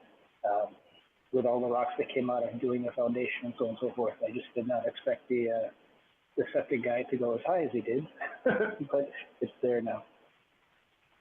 Okay. Joe, did you have anything else to add to what Anna went over for your review? I think the only thing I didn't hear if Anna had mentioned that there's some pile of lawn clippings behind the PIB marker. So those might want to, stop dumping lawn clippings in that area. Through the chair. Yes. Sorry, Joe. Yeah, Mr. Silva had indicated that PIB marker and those lawn clippings are actually on the neighbor's property. Okay. So I can follow up with the neighbor on that point. And then I also didn't hear, was there a comment on the erosion control barrier is remaining in place, just needs to, it can be removed. I want to confirm that with the board. I'm okay to go back there, do maintenance, etc. It was my understanding I'm supposed to stay on the opposite side of the fence. So if you're good with me going over, I'll do the maintenance, I'll remove the silt fence, etc. I just want to make sure that I have permission to go on that side of the PIB. Yeah, it looks like your site is stabilized. You have all lawn and not, so there's no need for the silt fence anymore. So we would definitely request that you would remove that since the site is stable. Perfect. Yeah.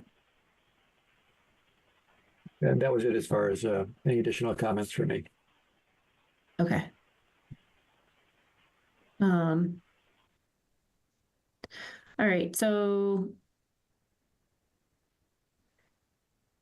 what we're being asked to approve here is, it's a modified wall, modified from the original approved plan, and whether we're okay with that. Does anyone on the commission have any questions or comments at this point? This is Ed, the chair. Yes. So my only question would be, we have a filling that went on inside the 100-foot buffer zone. Mm-hmm. And perhaps we can get an opinion from our fabulous agent or from Joe as to the appropriateness of that.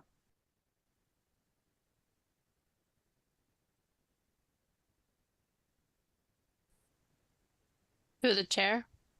Yes, Kim. I guess I'll take a broad stab at that.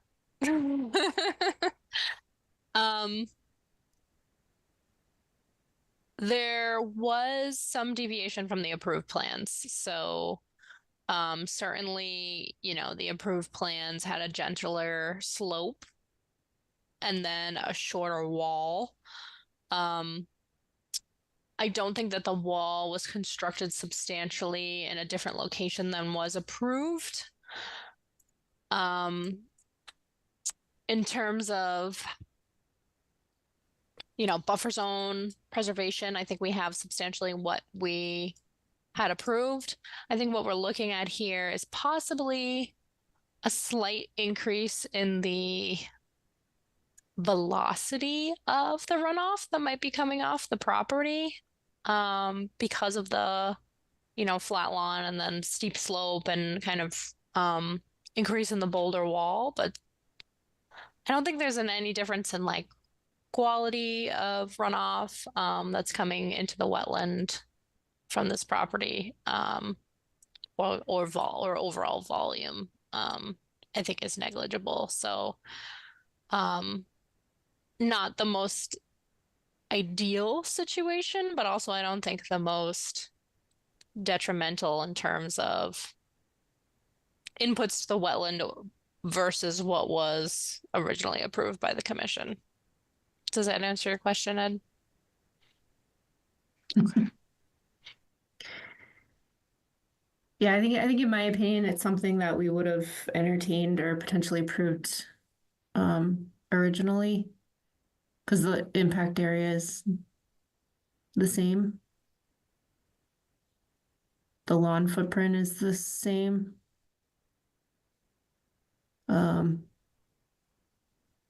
And yeah, maybe the boulder wall will be a more difficult barrier to encroach upon to get to the buffer, honestly. So I think I'm good with this.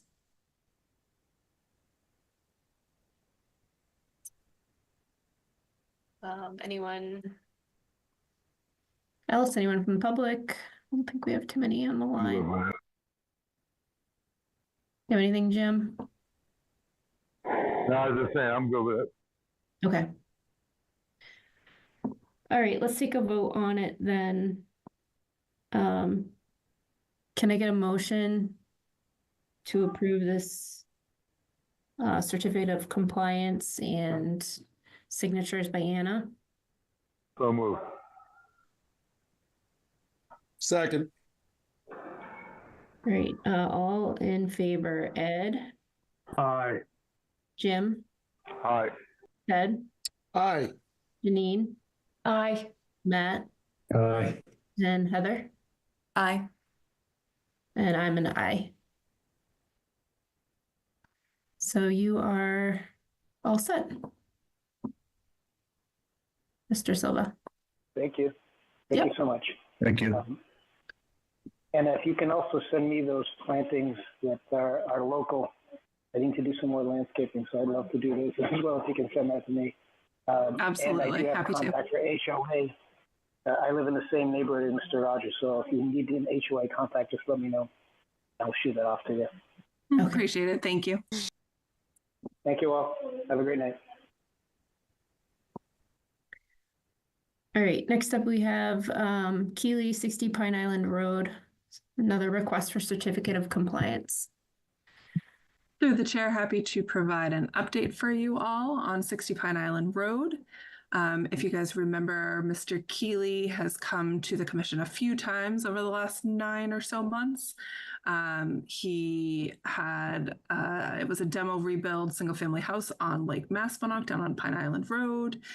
When it came time for the certificate of compliance, there was additional impervious area within the buffer zone that had not been approved by the commission. The commission had asked to become in more compliance with the lakeside landscaping model that we've been following recently. So the applicant has removed lawn in 6 portions of the property, added 5 additional planting beds. He had an extensive plant list that he has provided to the commission of identifying how many and what species in each of those planting areas. I went out to the site on September 27th at request of Mr. Keeley. The plantings are all in place. They look good. The only thing is that now that it's fall, the ferns are dying back. So the ferns don't look great right now, but we wouldn't expect the ferns to look great. So at this point in time, I believe that he has followed the recommendations of the commission, and the planting looks good. And they're also extremely committed to come spring, if any of these plantings do not survive the winter, they're more than willing and want to keep the plantings and have the property look nice with those plantings. So my recommendation to you all is that I believe this property is ready for compliance. I will leave it up to you guys. All right, thanks, Anna. I flipped through the pictures. It looks like everything, like you said, was done that we asked. So thank you very much, Mr. Keeley, for working with us on this. Does anyone on the board have any questions or comments on this CRC and the work that was done since our last meeting?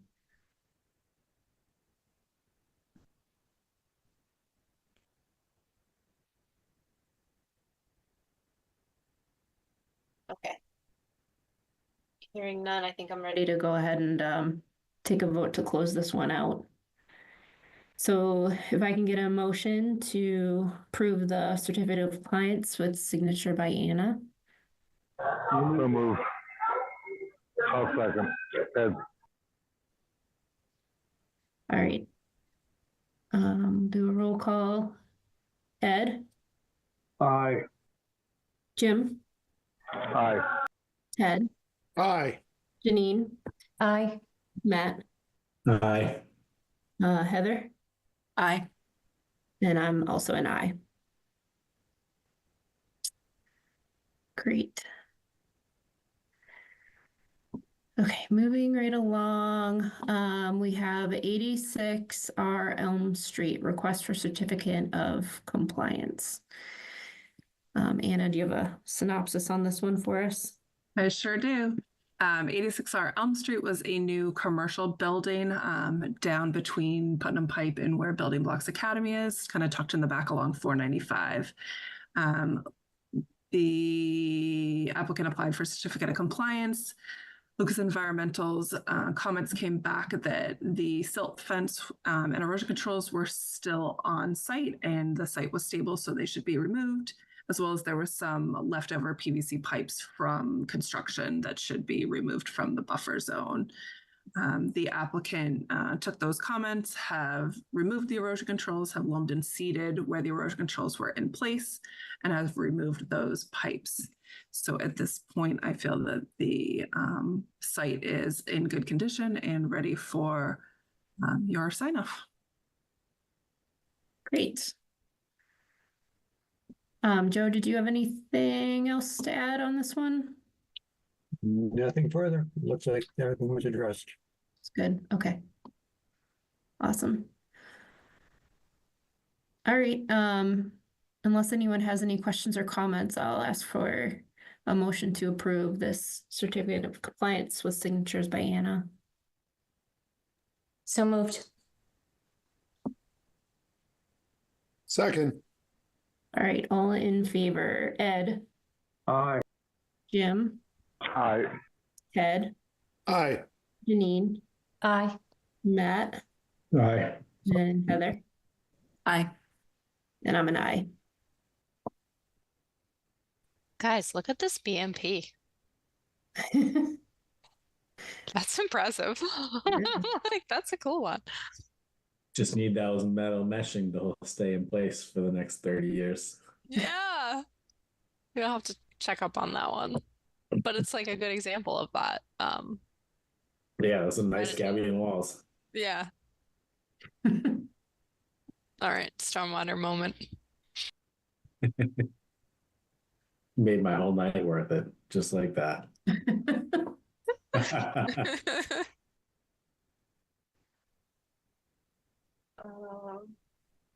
Okay.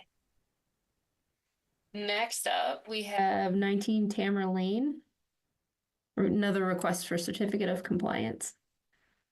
Yes, through the chair. 19 Tamara Lane was a new construction single-family home with associated septic and site work from 1995.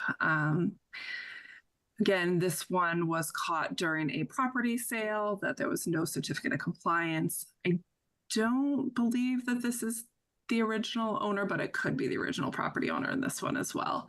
Lucas Environmental provided a review back in April of 2024.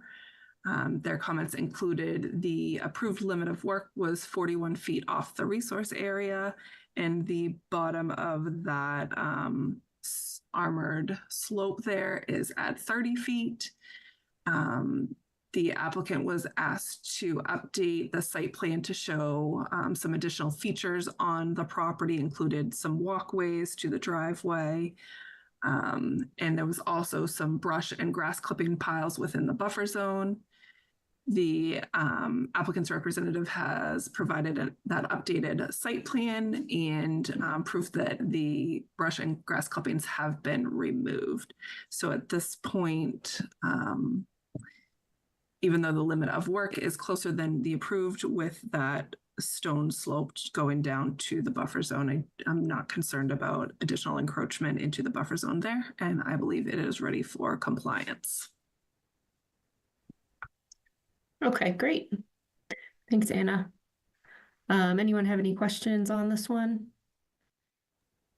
To the chair? Yes, Kim. This may be a question that doesn't have an answer, but did we resolve the situation with the note on the plan? Did anybody?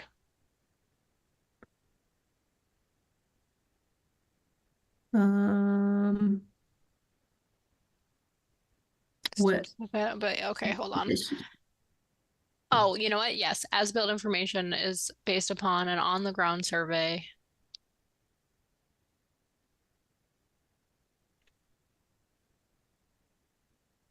Where EDC could corroborate on the ground, okay, yeah, it's yeah, I think it originally didn't even have it was just very caveated.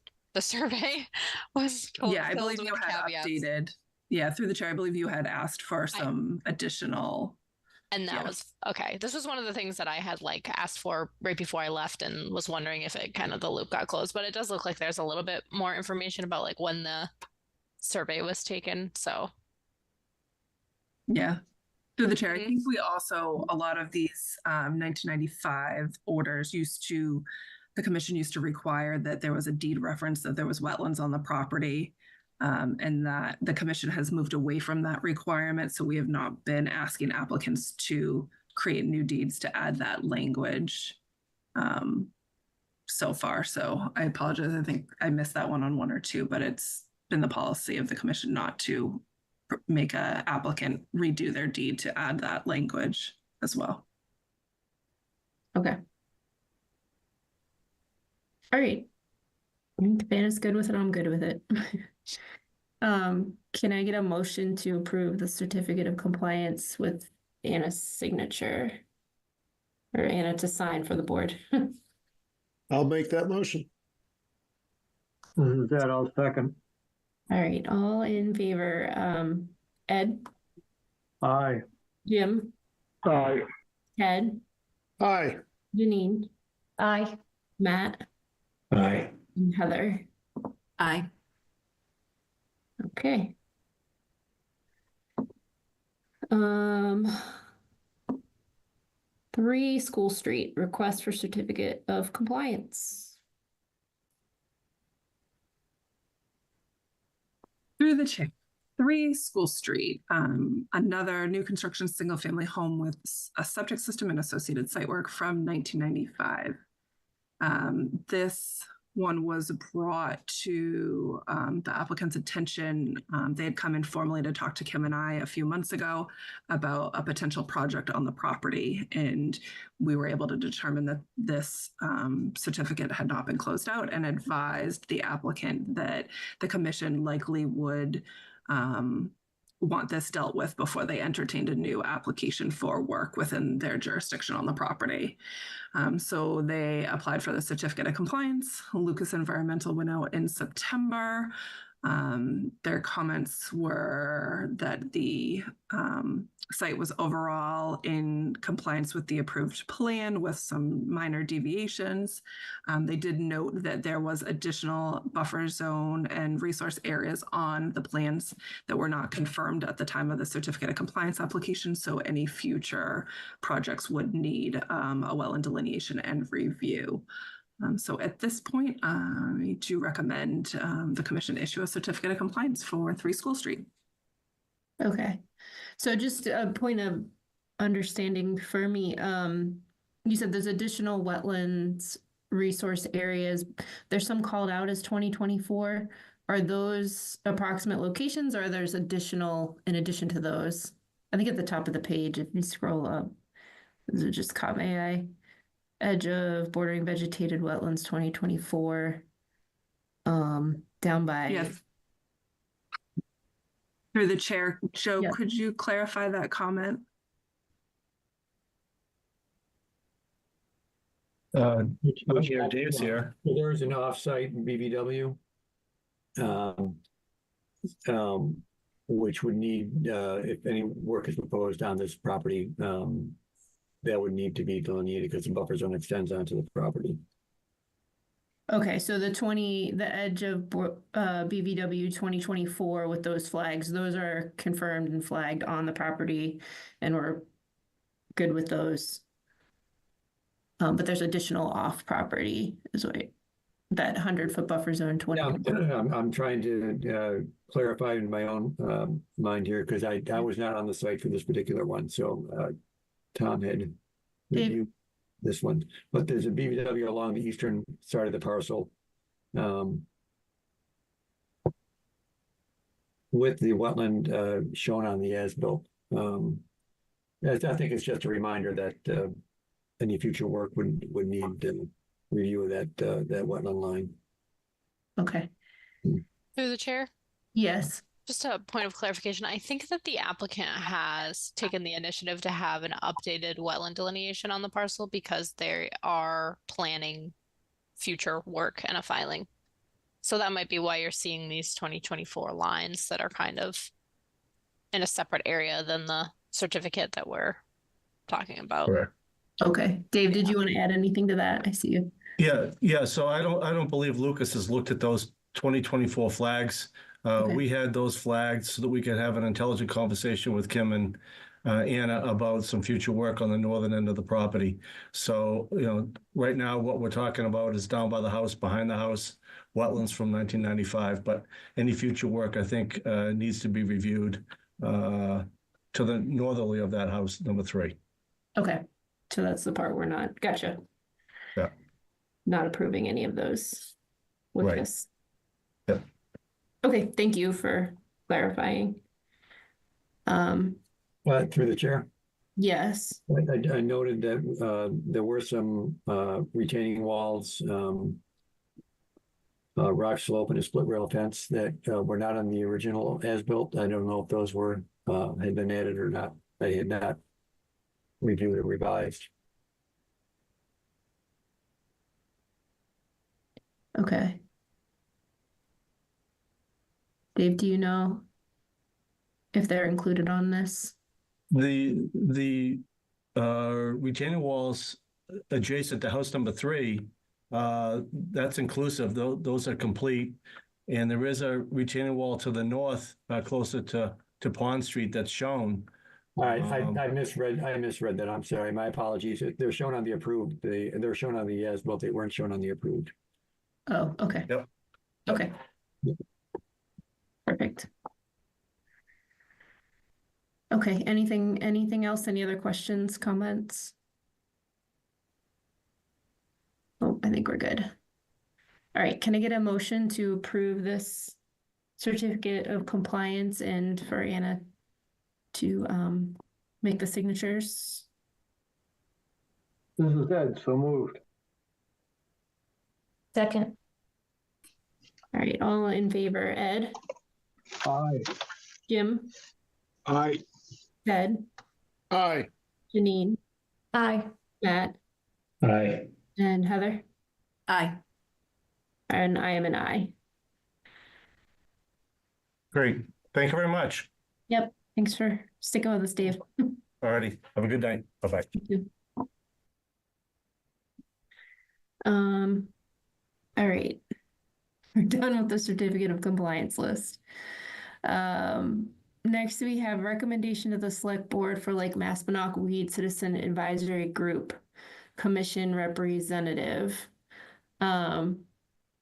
So Kim, I believe you said that DPW requested that we fill this previously. Previously, Jeff had been our representative to Lake Maspinock Weed Citizen Advisory Group. And I believe that we can someone from the commission can fill that role. If somebody wants to wear that hat. I think we can also recommend someone participate for the commission if we want to do that. So I guess I'll ask if anyone on the board is interested in being our representative on that advisory group.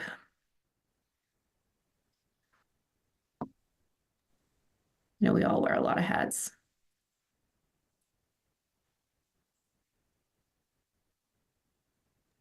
Well, I'll be first to say that I cannot take that on right now. Yep. So I'm out. Jim's out.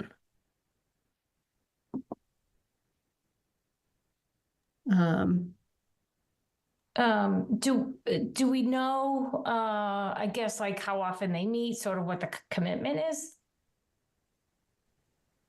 Do you have any idea, Kim or Anna? Did Carrie bring that up? And unless you know more than I do, I know from just coordinating with Jeff that I think that they meet once a quarter. Yeah, through the chair, I don't believe it is very often, but I'm just trying to pull up Carrie's email. Yeah. Cause like I live in the Lake Maspinock area, so I don't know if that's like, oh yay, that's a good thing, or like no, you know, because I know Jeff did, so I don't know if that's what we preferred, that it be somebody who lives in the lake area or not. It did sound like there was quarterly meetings, but then also quite a few social events, which were optional. So, you know, pros and cons. Oh, wait, I gotta reconsider. Through the chair, Carrie did not indicate how often they meet, so it looks like Joe Baldiga is the chair. So I'm happy to reach out to him and ask some more clarifying questions, and we can bring it back up at the next meeting on the 22nd. He's your neighbor. he lives like right over there, a few houses down. But yeah, I'll do it. I'll volunteer. I won't say I'll do it. I think I have to be nominated, but I will volunteer. Yeah, so the social events. I gotcha. I know it. Yeah, I believe it's an appointment by the select board. So if the commission agrees, then I would let the select board know that Janine is the commission's appointment to fill Jeff's seat on that group, if that is the will of the commission. Agreed. It's my will. Yeah. I would certainly appreciate that, Janine, and thank you. I would also nominate or support that recommendation. I think it probably helps that you live on the lake. One street back, but I can see it when there's no leaves. It was in the listing when you bought the house, right? Like That's right. Seasonal. I have rights to a dock, Okay. Even better. Awesome. Thanks, Janine. Sure. All right. Do we have any public forum requests, Anna? No. I do not have any for you. Okay. Through the chair, this is Ed. Yes, Ed. Tardy, Ed. Because I'm tardy, I am going to be, I think, the last to welcome Heather to the Conservation Commission. Thank you. Thanks, Ed. I appreciate it. Yeah. Heather, our meetings aren't always full of certificate of compliance. That was just the theme for tonight. All from 1995. Yeah. You can see my notes. I said COCs. Okay, what are these? The acronyms. I was decoding a little bit, but I think I'll catch on. Mm-hmm. Yeah. Any questions, anything like that? I mean, it takes a little while to get the lingo. It's way late notice, but if you happen to be interested, there is an MACC conference on the 19th. Mass Association of Conservation Commissioners. You will get emails from now. I believe you automatically get on their list. I don't know if I'll be able to make that work personally. It's tough. Yeah, no, it's so last minute, but they have an annual conference, or they have a couple conferences, and those can be helpful. They do some basic level intro things for commission members to get up to speed on different topics. I found them helpful. So I know it's kind of late, but one thing that it's just a question swirling in my mind that we certainly don't even have to address tonight. Kim, you had mentioned quality of runoff, and I just wonder, how is that assessed? Like, what do you mean by quality? Are we talking about nutrient levels? Like, what are we talking about in terms of quality? Can that be defined in some way, or does the commission define that in some way? That was just one thing I was curious about. Yeah, that's a great question. Typically, like when I think about it, I think about like total suspended solids in the water, and then the nutrient content. But I mean, we have those are the biggies. Okay. But I'm sure like Melissa or Matt could chime in too. We could talk for hours. Yeah. Okay. Yeah. All right. Well, next time, because it's late, but I pick your brain nail on the head. Yeah, it's about total suspended solids and nutrients. Okay. In Massachusetts, we have the benefit of some stormwater standards that apply to larger projects. These single-family homes don't need to necessarily meet those standards. Sometimes I was wondering. Okay. But anything larger than a 4-lot subdivision, any commercial developments, industrial developments, they all have standards they need to comply with to ensure that a number of things are being met with stormwater runoff, one of which is the quality of the water leaving the site. Okay, thanks. And MACC does virtual trainings as well. And one of those, they're like 1 hour, hour and a half hits at a time on like weeknight evenings. One of those trainings is about stormwater. So that could be helpful. I can send you that. And send that to me. Thanks, Kim. Yeah. Yeah, I think I also have like an acronym cheat sheet. I got to find it, but and I can send that along too. I think I made it at some point. Nobody shared that an acronyms handle sheet with me. You're so experienced. You didn't need it. Yeah, well, I was here before you. There you go. I also just wanted to, before we wrap up, I just wanted to throw out there and recognize Anna. Anna has taken in and taken the lead on processing all of these COCs, this glutton of certificate of compliances that we received right before I left and I got out the door to Lucas. So a big thanks to Lucas Environmental for processing all of these, and then a big thanks to Anna for taking on managing and reviewing, all these COCs. The COCs are small, but they end up generating the most customer service because they're typically coordination between homeowners instead of engineers who, are typically a little bit more informed about the process. So thank you very much to Anna. She's keeping things chugging along for sure. Well done, Anna. Thanks, Anna. Yeah, thank you, Anna. You're welcome. We're going to see a few more at the next meeting, but not as many. Thanks, Anna. I was delighted to see that we actually had some that were with new houses and not 10 years later. Yes, absolutely. And actually, we'll see probably, maybe not at the end of October, but I think in November, you'll see some of the Toll Brothers, Chamberlain, and Wayland ones that you guys have been wanting to see. So it'll be interesting to see Lucas's comments on those applications. Yeah, speaking of places that have already sold. Yeah. All right. I think that's a wrap. Would you like a motion to adjourn? I would. Would you like a second? Yes. I will make that motion. Janine seconds. Yes. All right. All in favor, Ed? Aye. Jim? Aye. Ted? Ted is an aye. Janine? Aye. Matt? Aye. Heather? Aye. And I am an aye. Thank you, everybody. Thanks, everybody. Good night. Welcome again, Heather. Bye. Good night. Thanks. Good night. Good night.